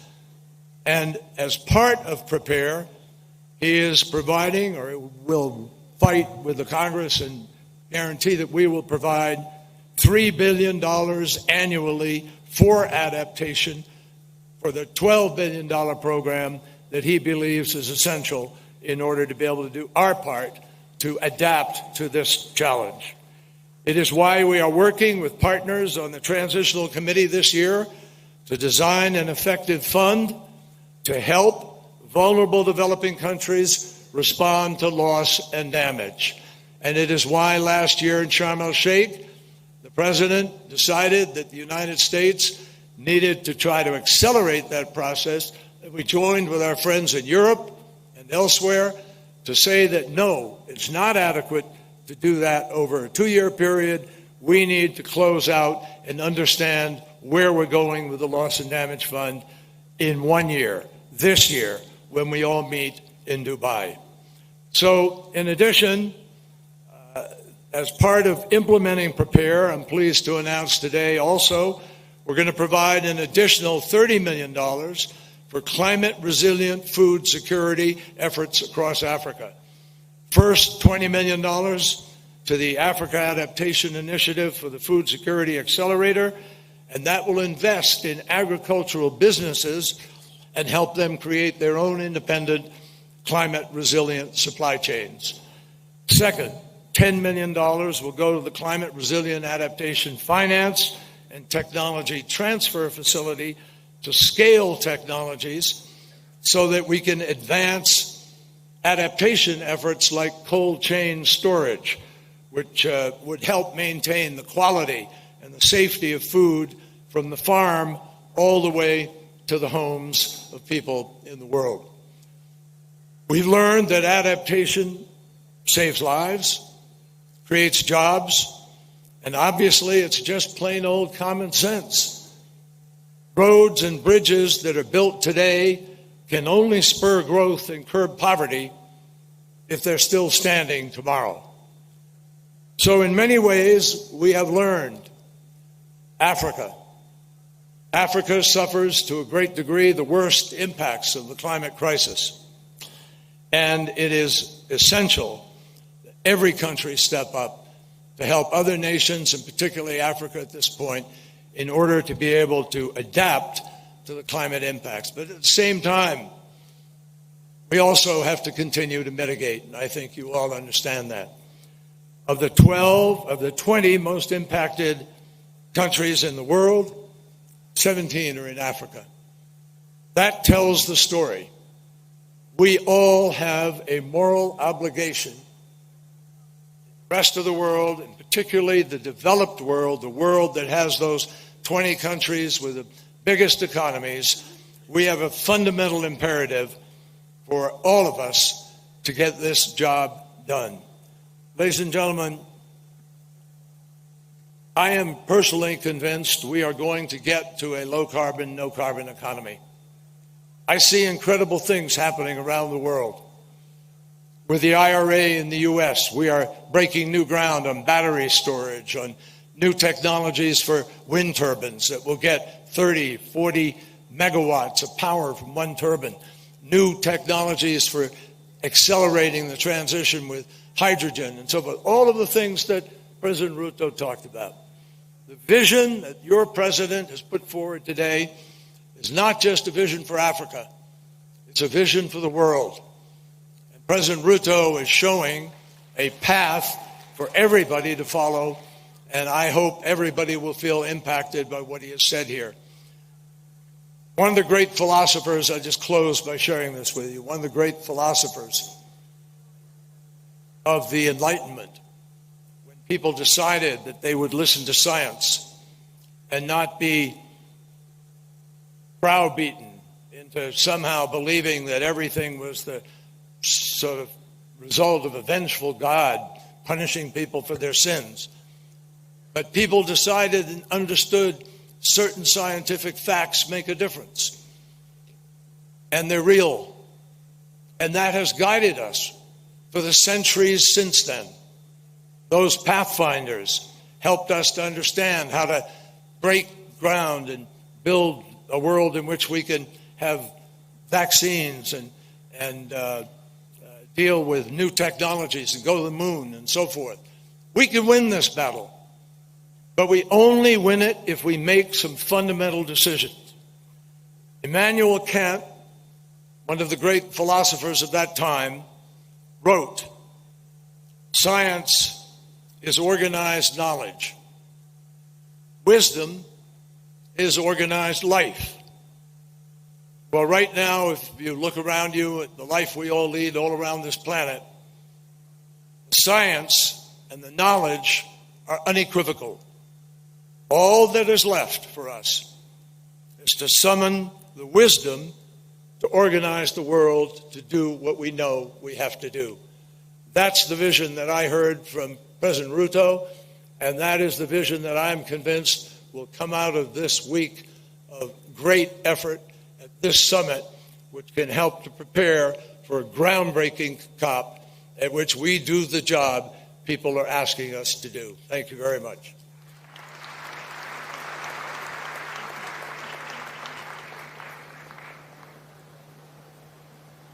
Excellencies, We are moving on to a very important session where we will be listening to each and every one of you as you make your national statements. But a few minutes before that, I want to usher in Zain to, and Your Excellency, President William Ruto, to undertake a signing ceremony here, and then we move on to the national statements. Thank you, Excellencies.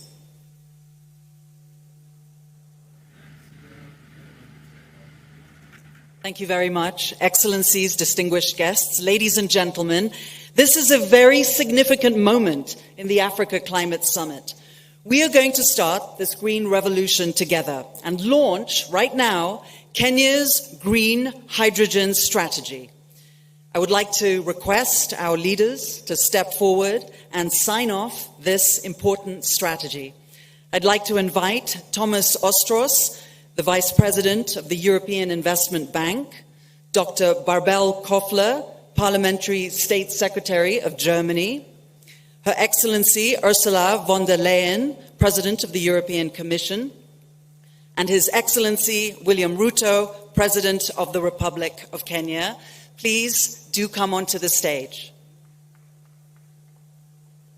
We have a symbol here on the stage that will be representing this agreement, and so we're going to ask all four of our leaders here to take one of the pens that you'll be given and sign this very important moment. And just for context, as we get set up over there, over 93% of Kenya's electricity comes from renewable energy sources, with a drive to reach 100% by 2030. I would like to invite also on the stage European Union ministers to come and stand behind our party here, as well as Mr. Davis Chirchir, Cabinet Secretary for Energy and Petroleum, and we can take a group photo of this extremely important moment as we launch Kenya's green hydrogen strategy. Green hydrogen plays a very central role in Kenya's green energy transformation. I mean, it really is going to offer a very significant potential to produce local green fertilizer and drive emissions-free transportation fuels. So this is a critical moment as we all gather here and take a photograph and really document and understand that this is a key step in reaching this ambition. And as the signing takes place, congratulations everyone, a round of applause.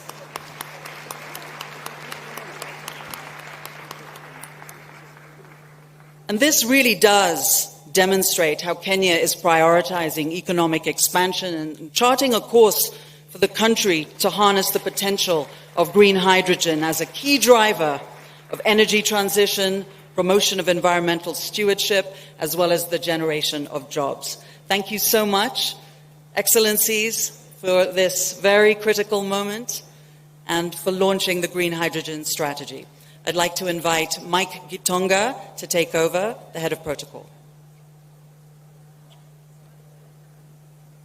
Thank you very much, Zain. And distinguished guests, Your Excellencies, ladies and gentlemen, we are now going to have a short interlude of music as we set up the stage in preparation for the statements that are going to be made immediately after. So I'll request that we have the stage set up for the next session that we're going to have. We'll have a short interlude of music, then we'll have the statements to follow shortly after. Thank you. Part of the solution. We are part of the solution. I am part of the solution. You are part of the solution. Africa, rise, rise, Pambazuka. Let us all rise, rise, Pambazuka.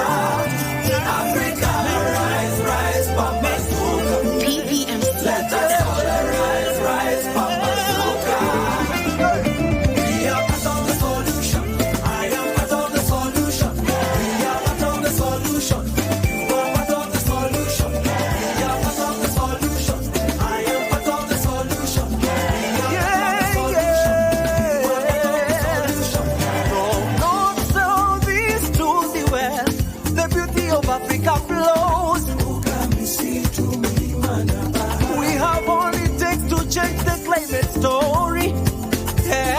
ourselves in all our splendor and glory. Yeah. Let's come together now to bring down all barriers for a greater tomorrow. So Africa, arise.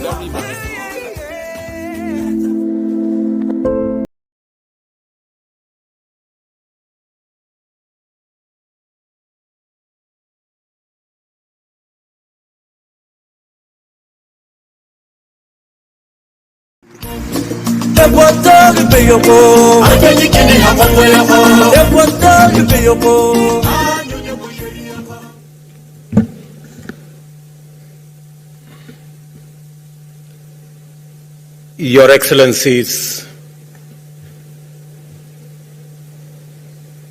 Honorable Ministers, distinguished participants,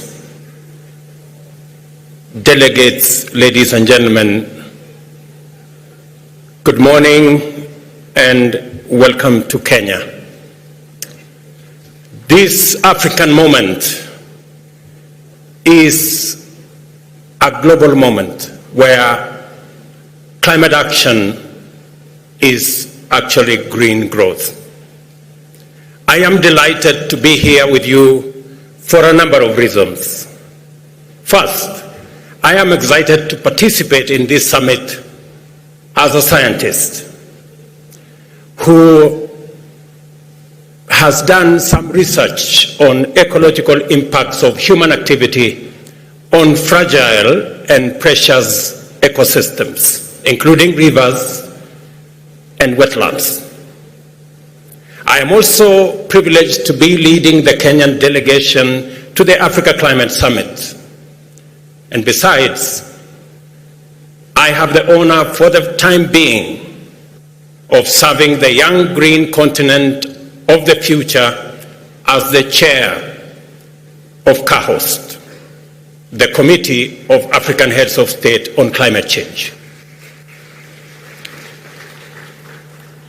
And for hosting this event with my good brothers from the AU. And I dare say this conversation is happening in the right city, where the UN has the global environmental capital, where we have UNEP. I am therefore highly encouraged by your strong response for our invitation to attend and participate in this inaugural transformative Continental Assembly convened to focus on climate action from the standpoint of generating African solutions to global challenges. The participation in the numerous events that make up this summit has so far demonstrated impressive commitment, extraordinary enthusiasm, exemplary motivation, and unparalleled determination to confront the problems, clarify issues, engage inclusively, and define a unique strategy platform for the implementation of bold interventions to catalyze progress in the global climate action agenda. I welcome you to Nairobi, our burgeoning and sleepless green city in the sun that is bounded by a national wildlife park and a close canopy of indigenous forest. In between, our capital pulsates with the restless energy of community, enterprise, industry, innovation, learning, fun, and adventure. Please feel at home and find time to enjoy the sights and sounds of our city and country.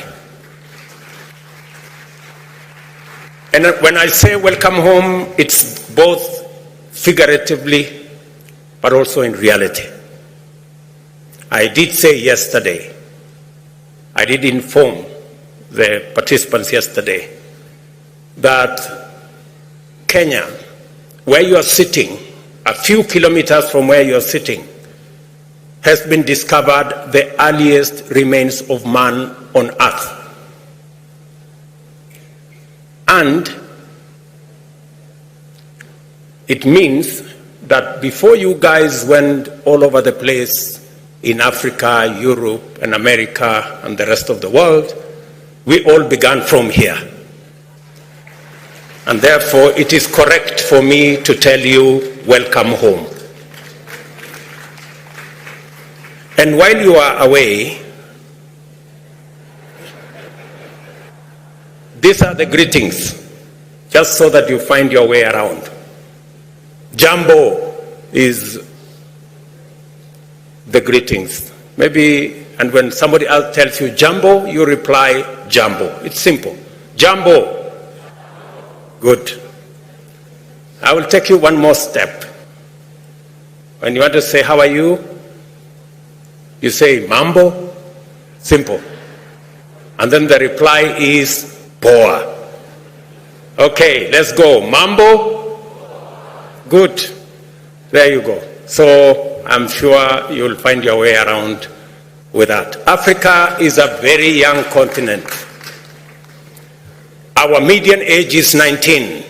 Africa's youthfulness is precisely the attribute that has inspired African leaders to imagine a future where Africa finally steps into the stage as an economic and industrial power, an effective and positive actor on a global arena.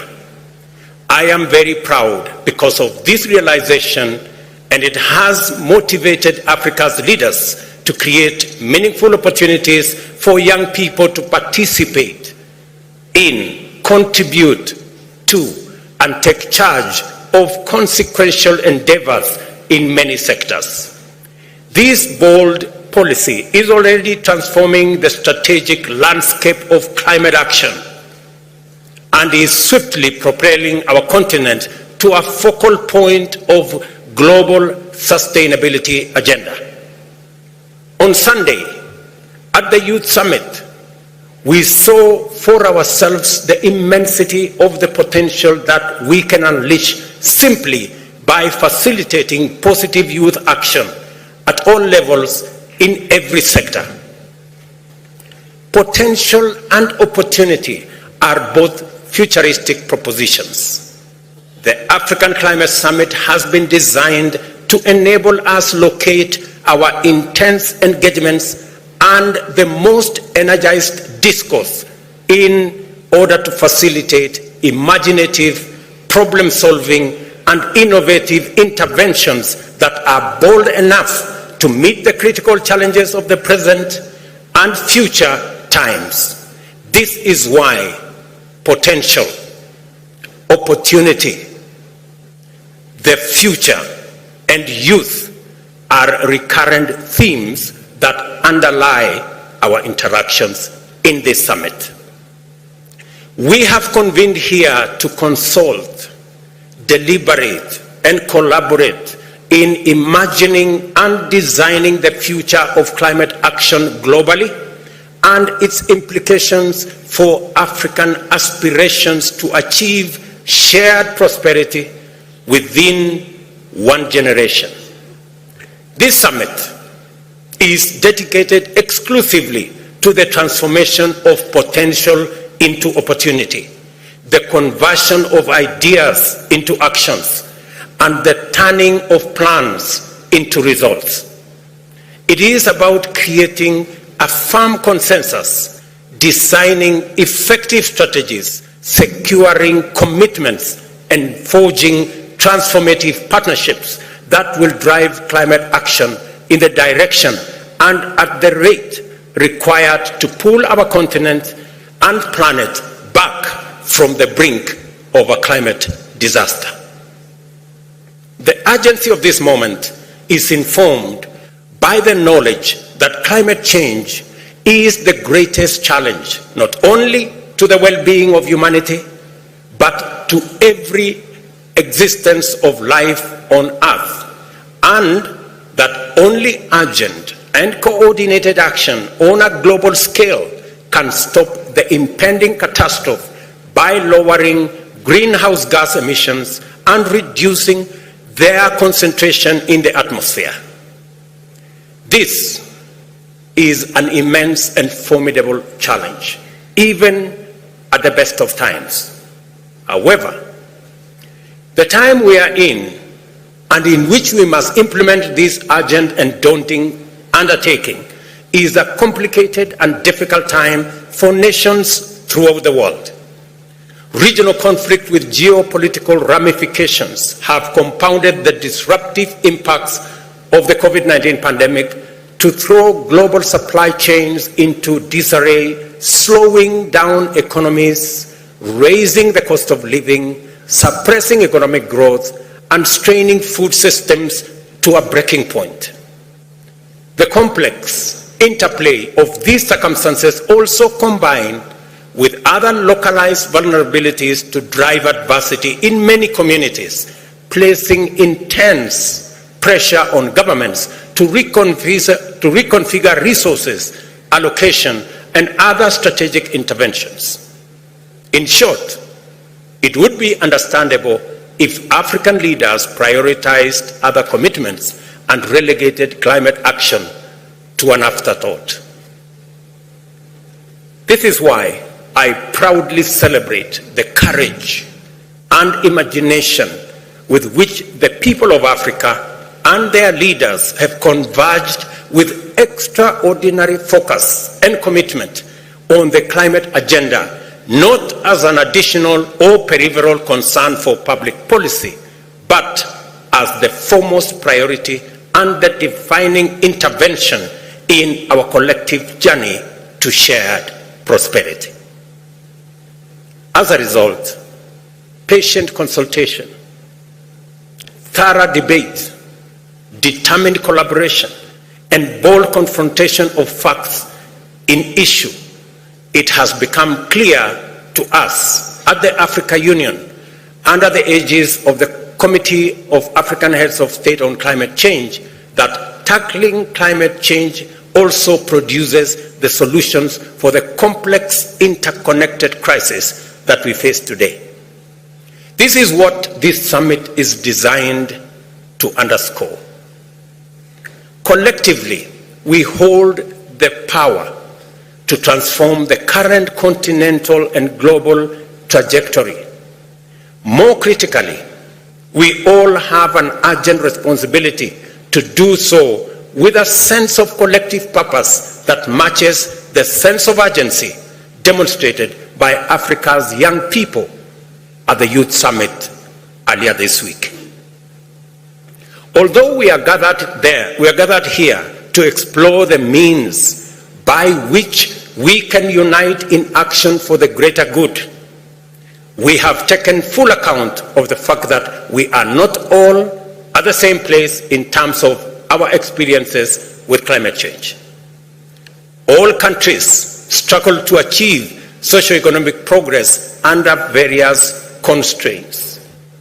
Due to a range of complex and interconnected historical, political, and economic factors, African countries struggle with unique, inordinate, and incredibly complex structural drawbacks in the quest to provide opportunities for their peoples to achieve prosperity.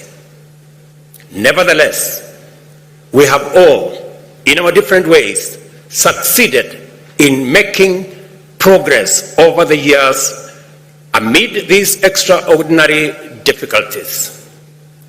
The tragedy of climate change is that it is relentlessly eating away at this progress. And going by evidence based on scientific projections, its appetite to consume our GDP will grow in years to come. We are already losing between 5 and 15% of our GDP growth every year to the adverse impacts of climate change. At the same time, the cost of adaptation continues to rise along with the cost of living, while the cost of development capital for African countries remains prohibitive, as millions of our youth remain unemployed. Only rapid and inclusive transformation powered by robust industrialization, can place us firmly on a path towards sustainable resolution of these challenges. A sound understanding of the nature and causes of climate change, coupled with our experience of its devastating effects, has provided us with a robust early warning system that the classical economic development progression precedent is not available for us as a pathway to this transformation. As Africans, we are strongly persuaded that not only is it urgent for us to execute an audacious leapfrogging of the traditional developmental pathway to industrialization, but urgent ecological imperatives also dictate that we must go green first before industrializing, and not vice versa, like the advanced industrial economies had the luxury to do. I emphasize this point to underscore the principle underlying Africa's position on climate action agenda and the foundation of our strategic, institutional, and policy direction. We have an unprecedented opportunity to abandon the well-trodden yet unsustainable path of the past and forge a new route that aligns economic inclusion and shared prosperity with climate commitment imperatives. Africa's low rate of greenhouse gas emissions must not relegate us to the margins and footnotes of the global climate agenda. Africa must step forward as the cornerstone around which effective climate solutions are built. Yesterday, I encouraged participants in this summit to disregard the grievance standpoint and instead consider climate action imperative through an opportunity lens. As soon as we do that, a nexus of feasible sequences begins to emerge in an unbroken continuum from potential to opportunity, and through investments and technological innovation into green manufacturing and industrialization, including shared prosperity. Our untapped renewable energy potential, together with the world's youngest population of skilled, motivated, and knowledgeable industrial men and women, along with Africa's abundant endowment of natural assets from carbon sinks to arable land and mineral wealth, confer on us the indispensable fundamentals to swiftly become a cost-competitive industrial hub with ample capacity to decarbonize global manufacturing and green the economies of our continent, our neighborhoods, and the globe.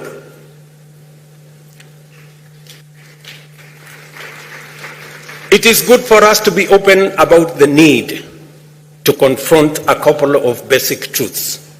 First, it is demonstrably clear that none of the world's industrialized nations will be able to achieve their net zero goals within the time indicated by scientists to avert further warming.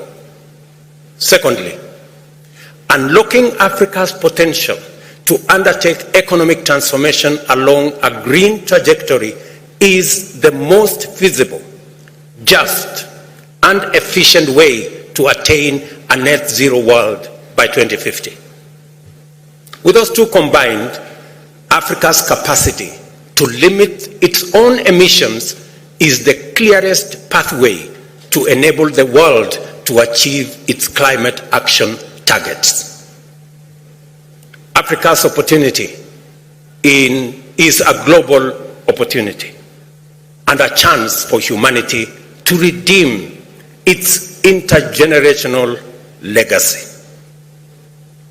Scientific experts have consistently demonstrated from analyzing available evidence and making projections that these can be achieved while generating jobs in their millions, creating enormous investment opportunities, and catalyzing unprecedented economic growth.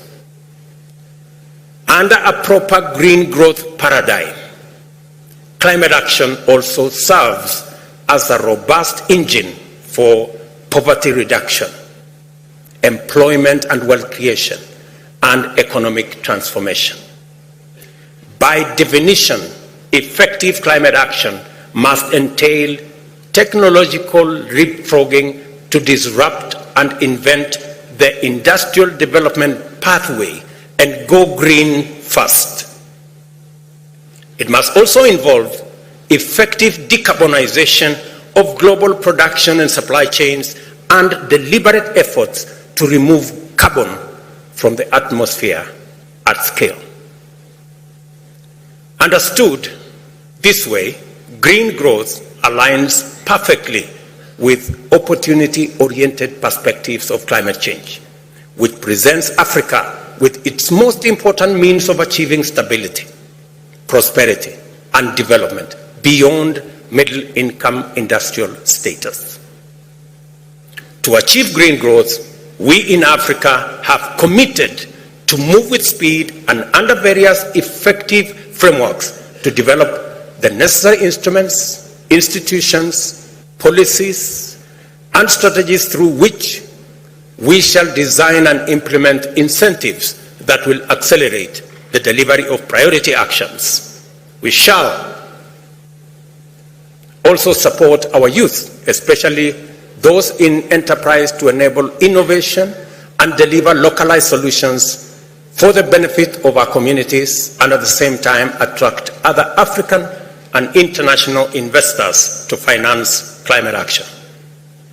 Every step of this journey will require partnership that facilitate collaboration and multilateral collective action to achieve just development financing mechanisms, deliver equitable access to markets for Africa's green products and services, and a just regime that provides liquidity, debt relief, and affordable investment capital everywhere on the continent at scale.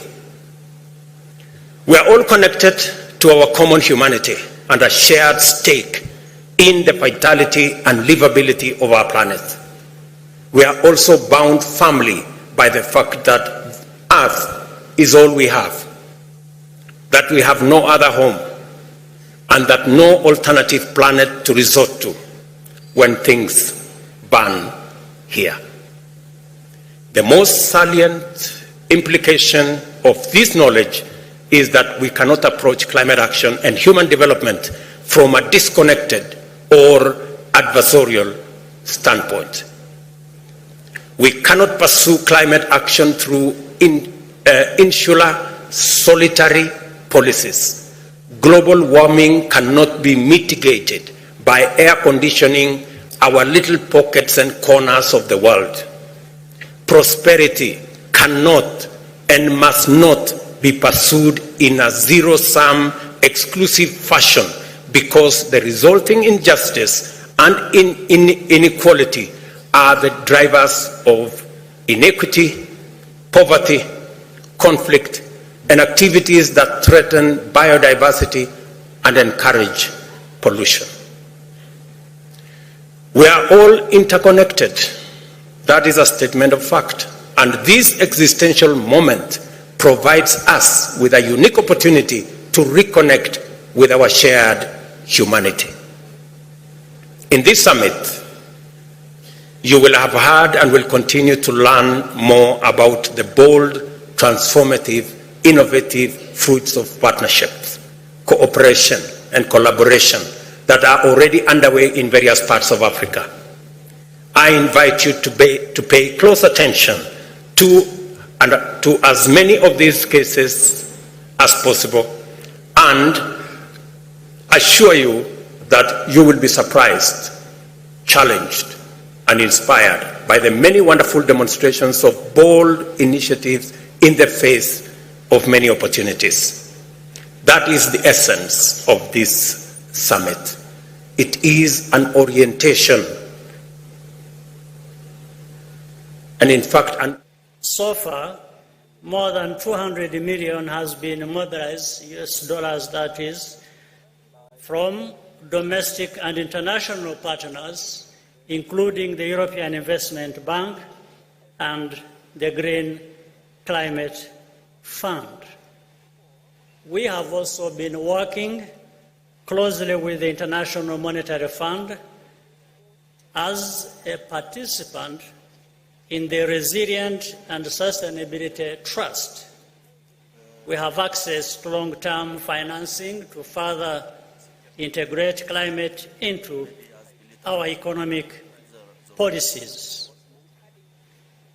This is a good sign that the international community is taking seriously the call to reform our global financial architecture.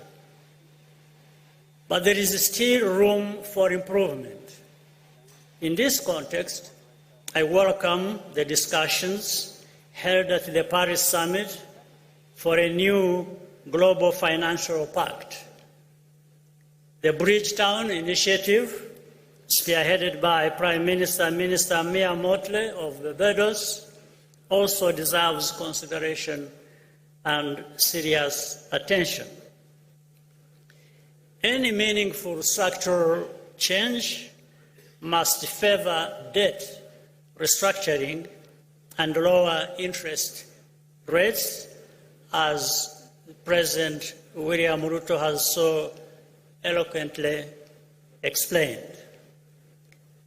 As chair in office of the Commonwealth, Rwanda supports the development of a multidimensional vulnerability index led by the United Nations in partnership with the small island developing states. Gross national income, GNI, does not accurately measure a country's vulnerability to climate change. In any case, small islands and developing states should not be penalized for having higher income levels. Ultimately, what Africa wants is fair and equal partnership, which takes our priorities into account. That is going to be the basis for trust and solidarity.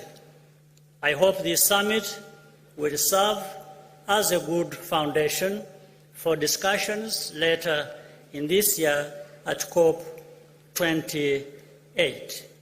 I thank you for your kind attention, and Mr. President, thank you for convening us here. Round of applause for President Paul Kagame. Thank you very much, Your Excellency.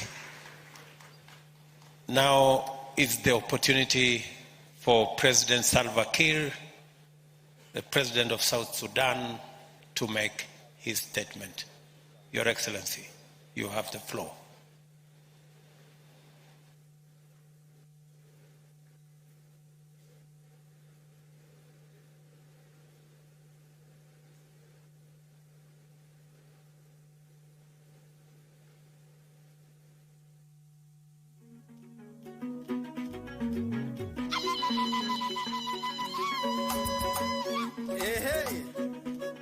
Bana ba Kenya namugeze mulembe lundi waya mumbe kama rumwezera ko bulayi bwo kubanenda kama dunda ko buru mu Kenya.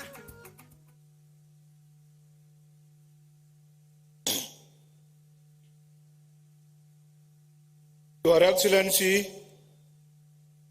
Dr. William Ruto, President of the Republic of Kenya and Chairman of the Committee of African Governments on Climate Change, Excellencies, heads of state and government,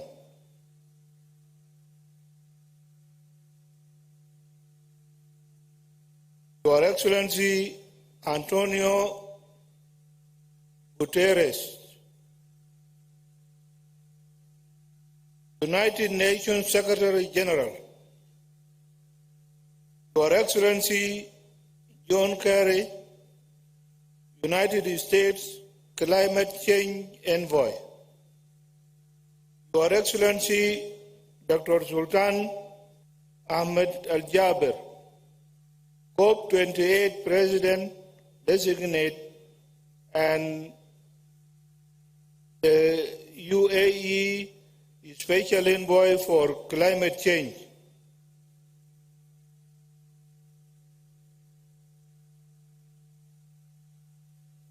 Honorable Ministers for Climate Change, distinguished guests, ladies and gentlemen, good afternoon.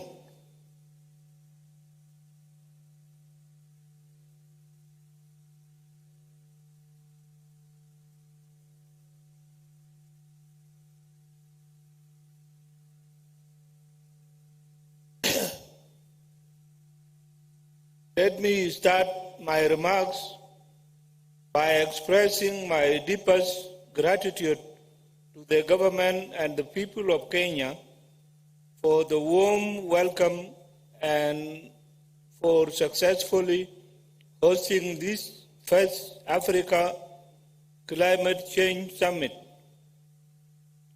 Excellencies, the biggest threat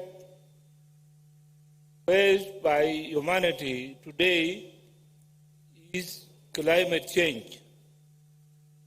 It is a threat whose effects are felt by all. But its causes have their roots in the action of a few. Take Africa for instance.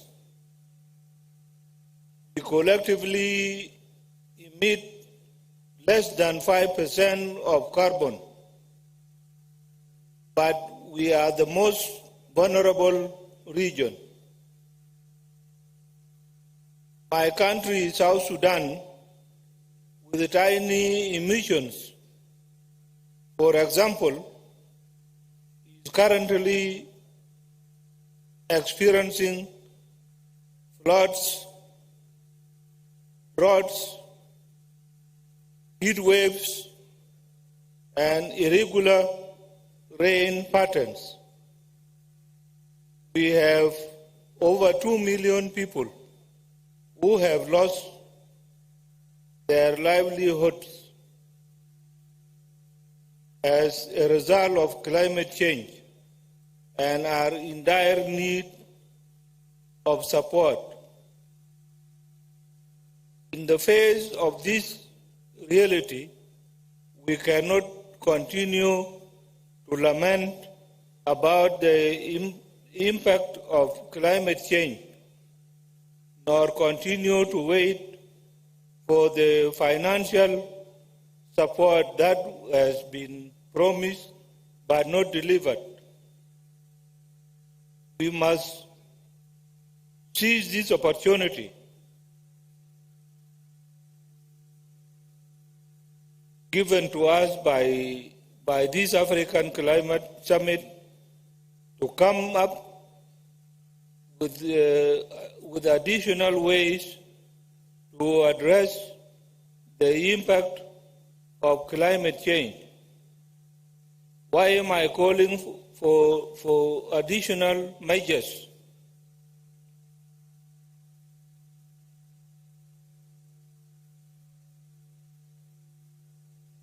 The reason is very clear. The $100 billion that was pledged at the United Nations Climate Change Conference, COP15, in 2009, has not been delivered.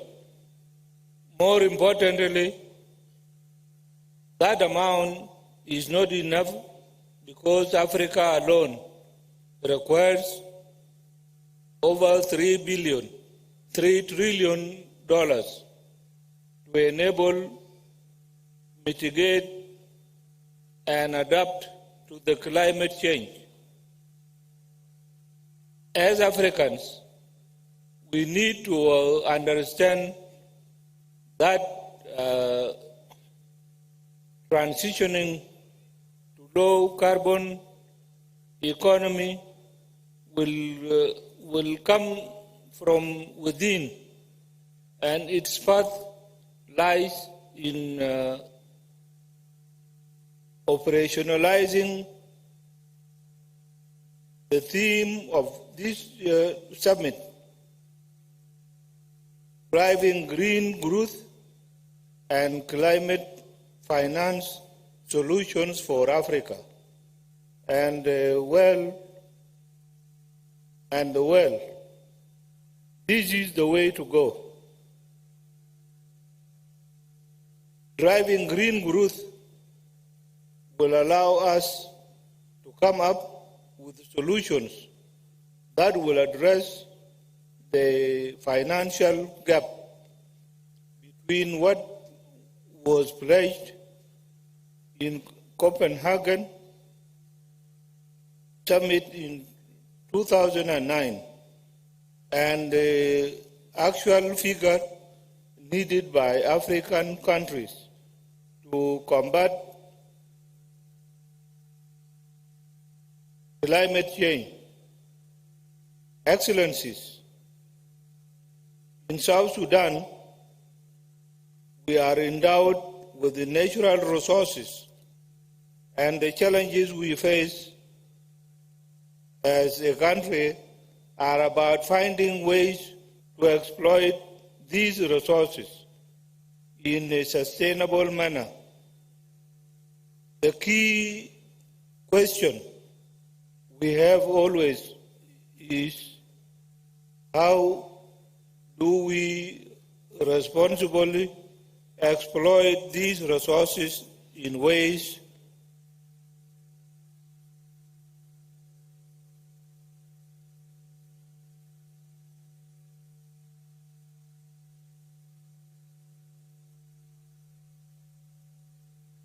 that contribute towards mitigation and adaptation to the impact of climate change.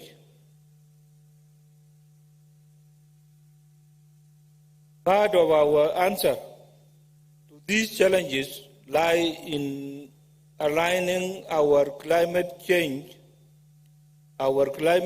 policy with climate action plan that cuts emissions and adapt to climate impact. Presently, South Sudan has developed its second nationally determined contributions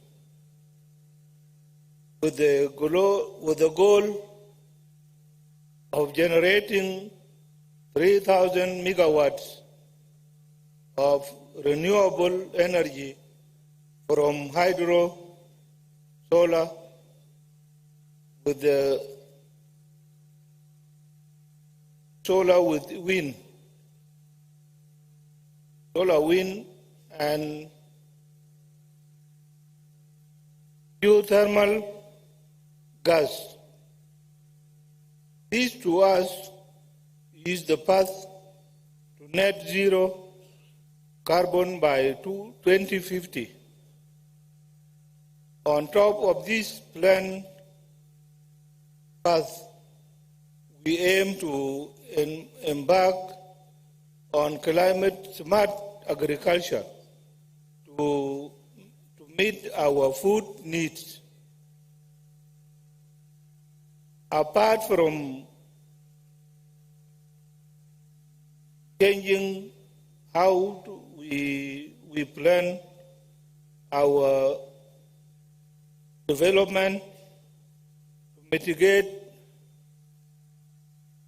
the impact of climate change, we also have a vast potential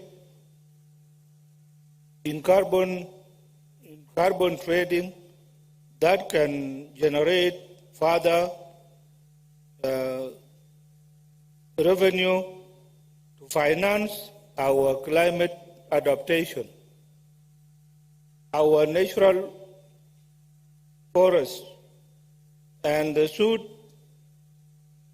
wetlands have the largest capacity to absorb carbon in the world. In fact, I'm proud to say that the suit wetland in my country is the third long of the world. These ecosystems can sequester millions of tons of carbon dioxide annually, and in them lies the potential for carbon trading I just mentioned.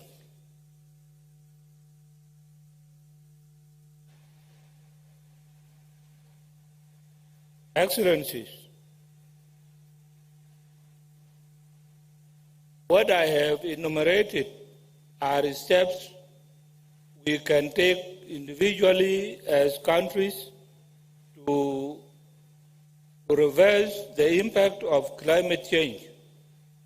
However, we in the global south expect developed countries to play their part, first by cutting their emissions by over 45%, and second, by living their commitment that was made in 2009 in Copenhagen to finance climate adaptation in developing countries. We cannot meet the target of maintaining the temperature rise to 1.5 Celsius by 2030 if the developed countries fail to meet their commitments, both in providing resources to assist with climate adaptation and leading the way in cutting their own emissions. Once again, I congratulate Kenya for successfully organizing the first Africa Climate Summit. I hope that all of us will speak with one voice at COP28 in Dubai. The time for climate action is now. I thank you very much.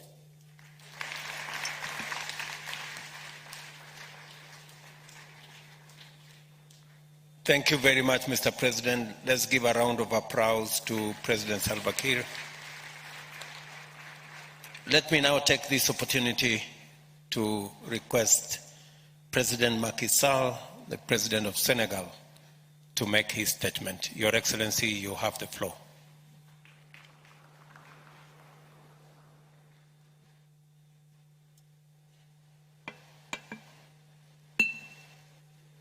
Thank you very much, President William Ruto, dear brother,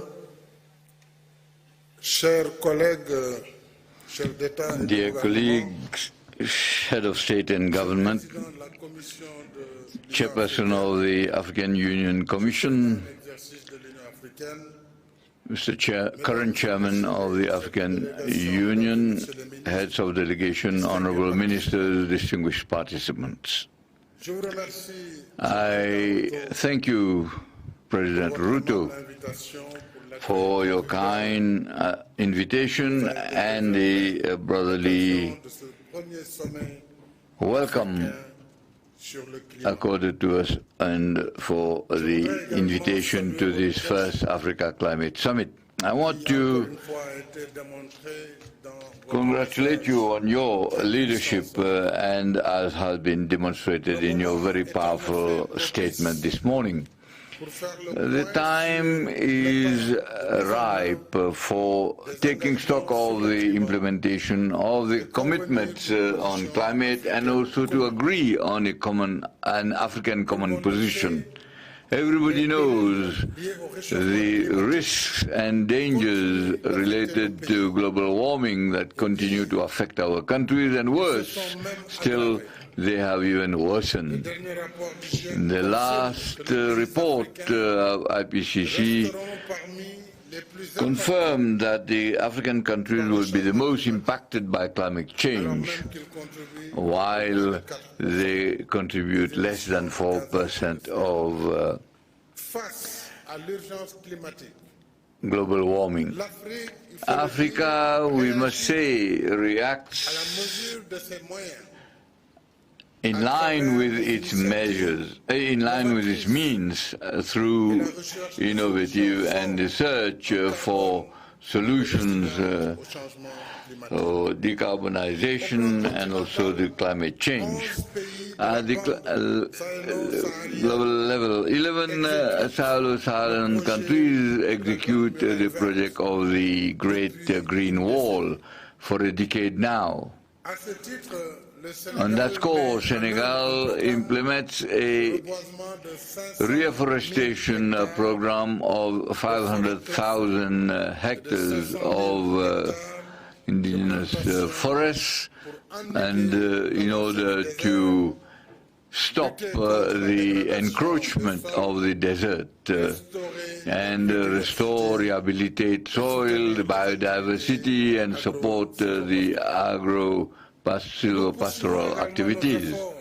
We pursue our efforts, to,